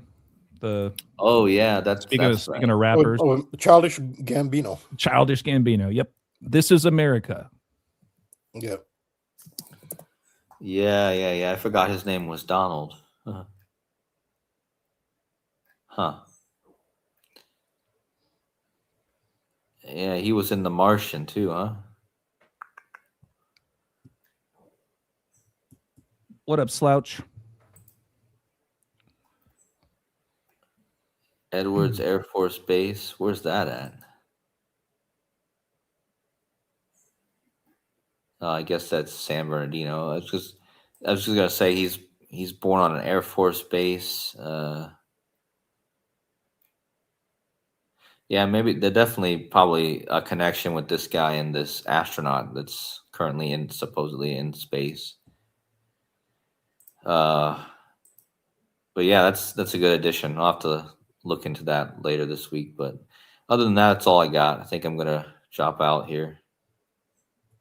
Well, we appreciate you, Codes. Just one final reminder for the viewers, anybody who may not be familiar with you and your work, just let them know where they can find you, man. Yeah, thanks again to everyone for watching always and being in the chat and sharing your great observations. Thank you to Myron and all his amazing connections he made that opened up a lot of other stuff for today. And also Rambo for all your great knowledge consistently sharing here. And then AJ, thank you for putting this on every week. And if you guys want to find me, you guys can find me on YouTube, Decoding with Cody, and buymeacoffee.com/decodingwithcody as well. So I look forward to next week and see what the week ahead has in store.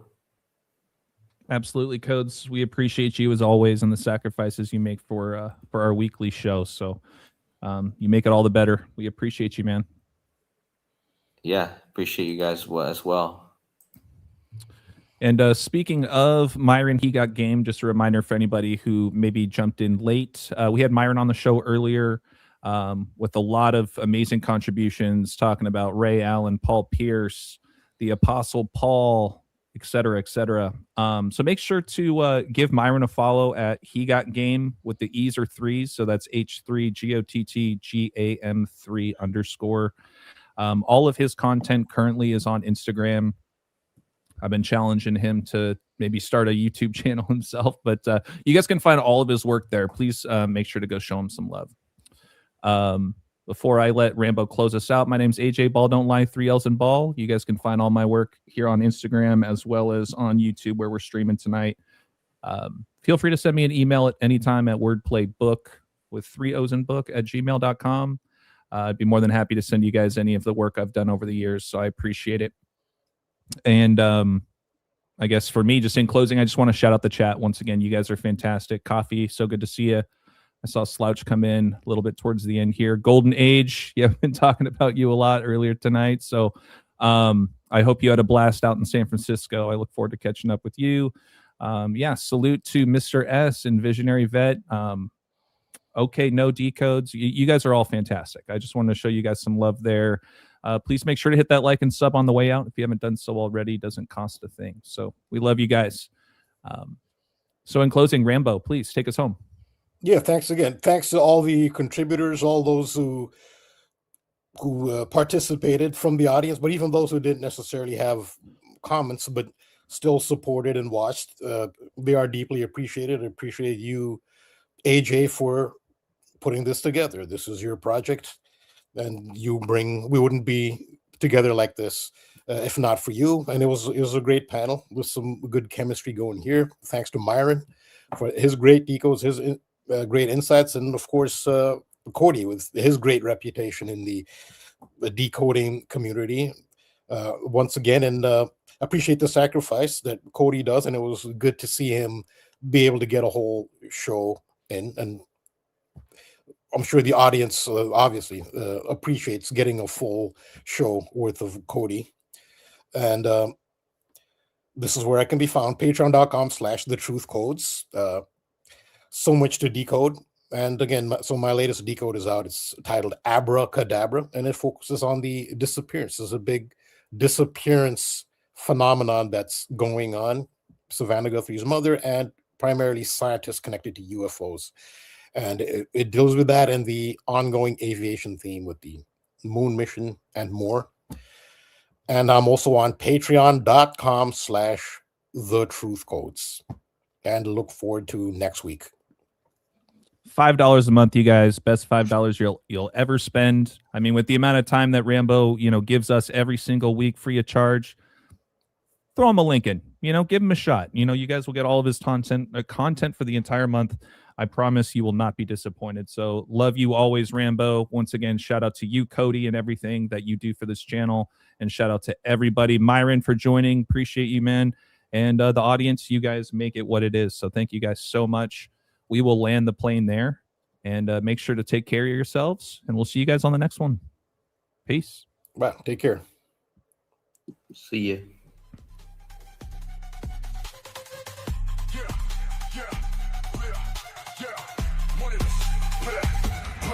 The uranium, cranium, aliens popping up like circadians. Got me spontaneously training in the Palladium gymnasium. Ultimate battle in the extraterrestrial stadium. It really just be the Mediterranean Transylvanians.